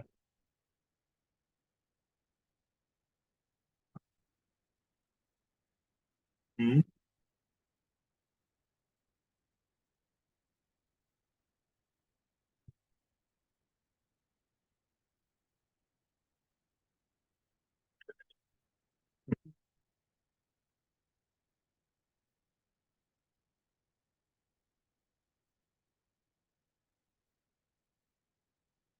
Please.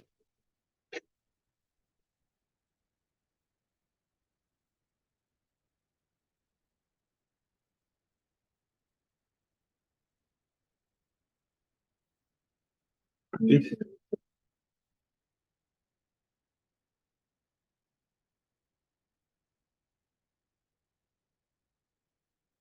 uh, probably relate how what uh, 7 and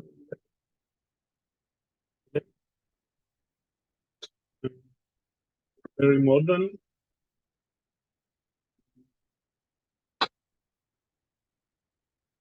Is it anyone that has 11? Yeah. That, um, I would guess that it was have some software on to be very some problems. That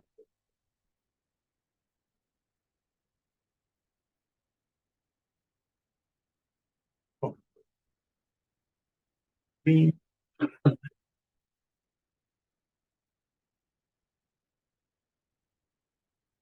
try to search network uh,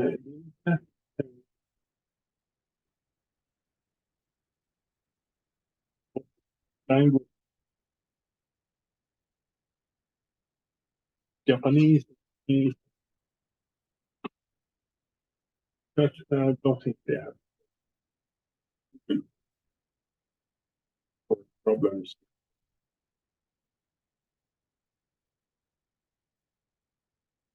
Uh,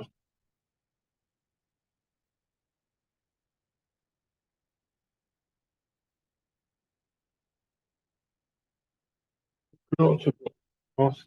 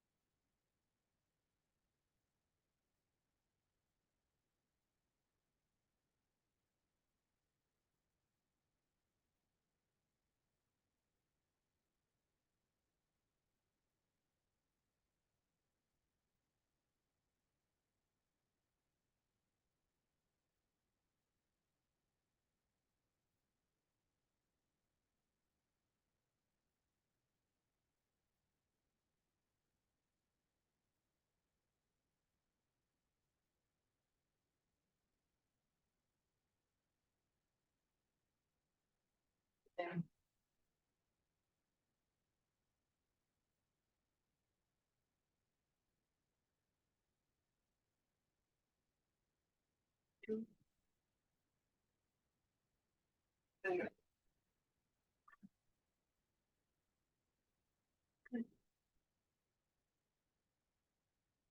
got a suggestion. Language setting. If you know, yeah, uh,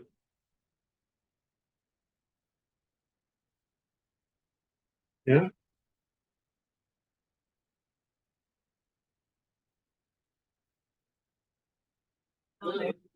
Into English? English.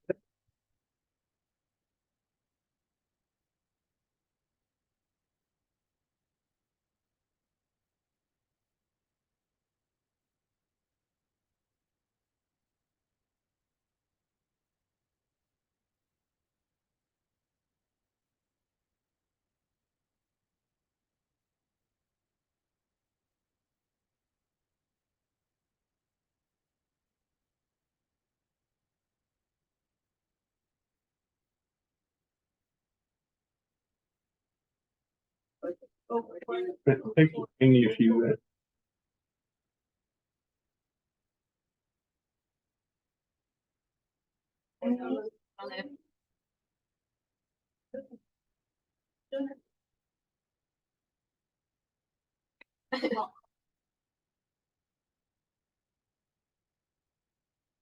I think that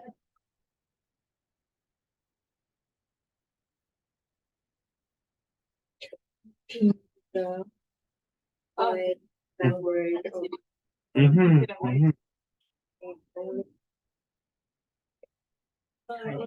Mm-hmm.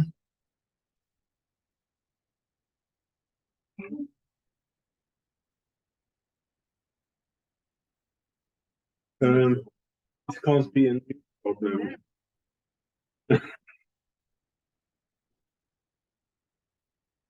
We have many Chinese researchers and students try to help the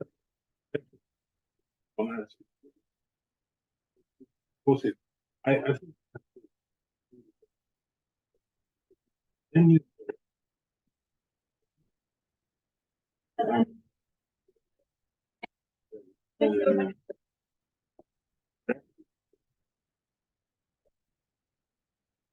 or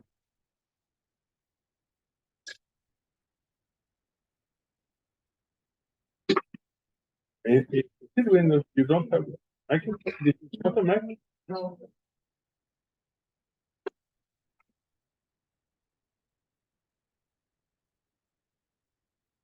Oh.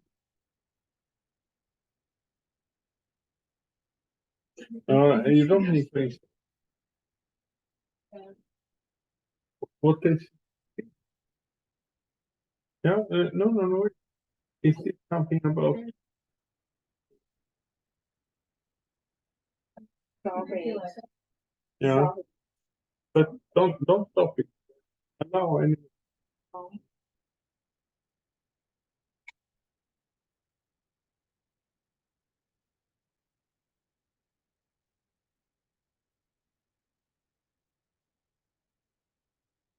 Because this question, this question,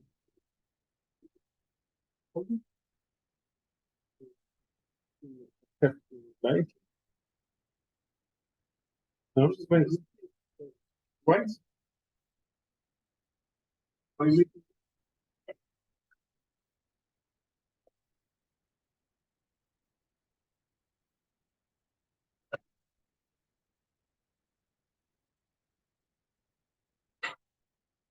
yeah, for one of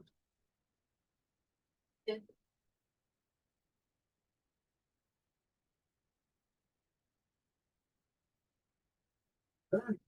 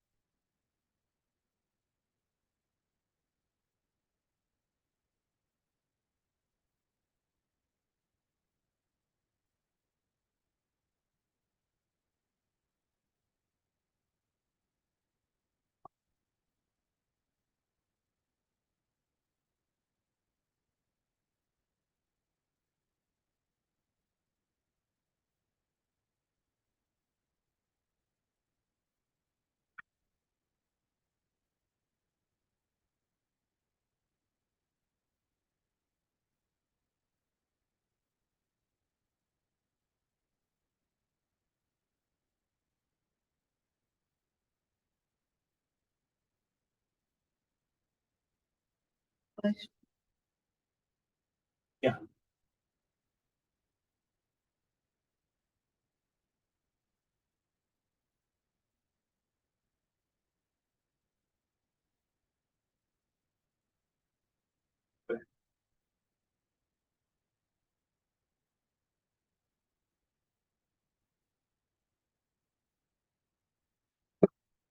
Those have it.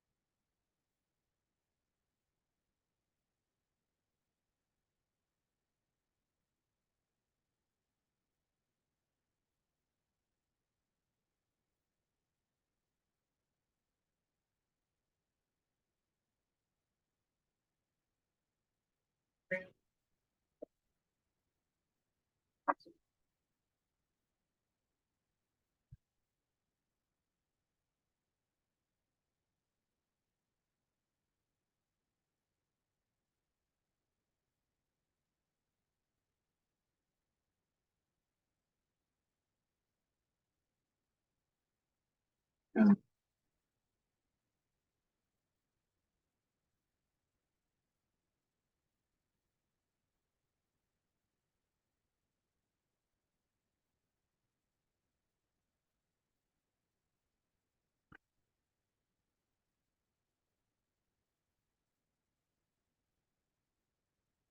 That's beautiful.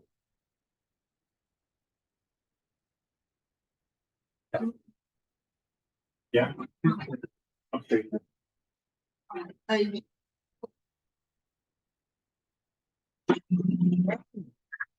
Excellent.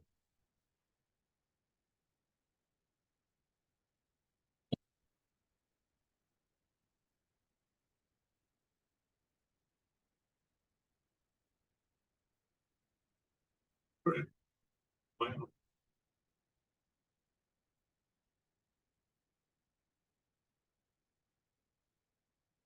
Oh, no. That's Yeah.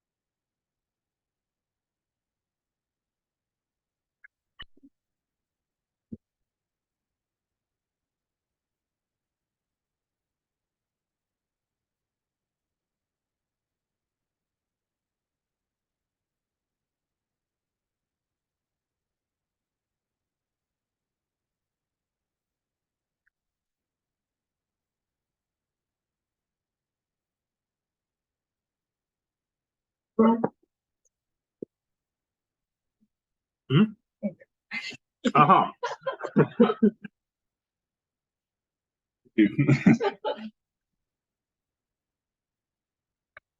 But the difference was that you did something to language settings, and the computer guys had either there could be some. I mean, I don't know how the icons are from this Visual Basic script or some update. But I mean, as soon as we go outside the local area, then the computers are slightly different. But they good progress.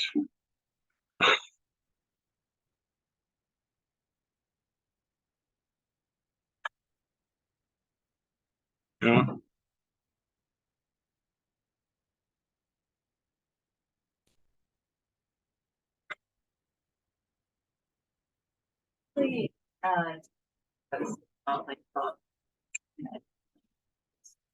Yes. Yes. Yeah. I only use Expo for solving structure, except I mean it's no publication quality, I would say. Even though the Rietveld plots quite okay, but if you think about the possibilities to power, no, what is it? You could refine placement and such things, transparency, placement, and you can modify the background a little bit, but can you use automatic refinement of structure? Yeah.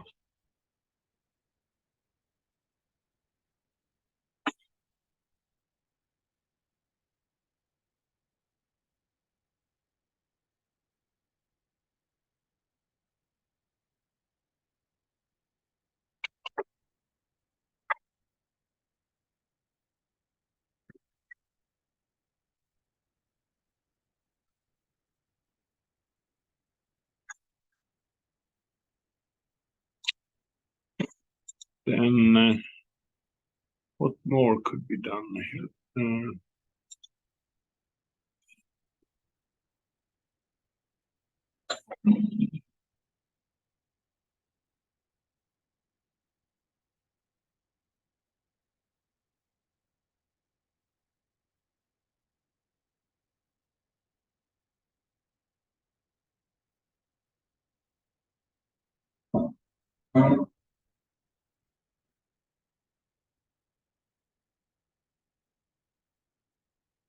If we remove the automatics, still we cannot affect it. Now, it's very automatic program. It works in a way, but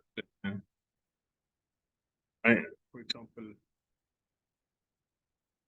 refining occupancy or isotropic, other correction, I don't think. Yeah. So then you need to go. Yeah. Full Pro for GSAS. And if you can manage GSAS, I recommend GSAS, but Yeah, I have that a little bit. horrendous, in my opinion. GSAS, the original GSAS, they don't support anymore, but that was a wonderful program. Also completely different from anything else, a lot of menus on. But it was superior in some technical stuff. Maybe you should go to Topaz. That has a good reputation. Yeah, thank you. So, by the way, tomorrow is project work. What happens? Are you on your own? I'm gonna. Yeah.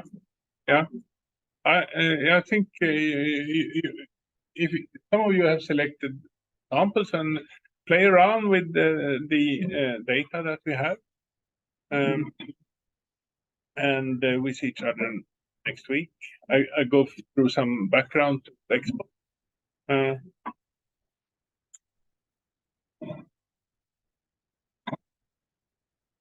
On your capillary rate, like tomorrow morning.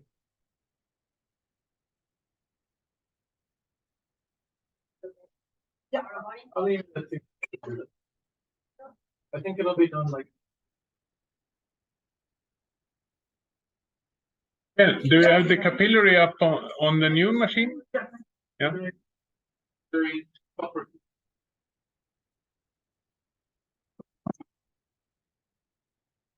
One day per. 1 day per sample.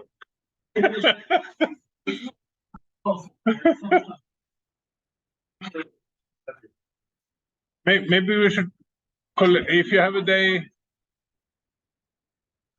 If you have a spare day, I have a spare sample.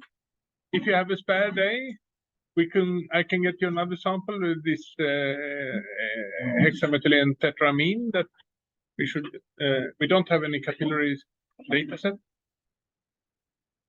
Well, crystalline. Huh? Okay.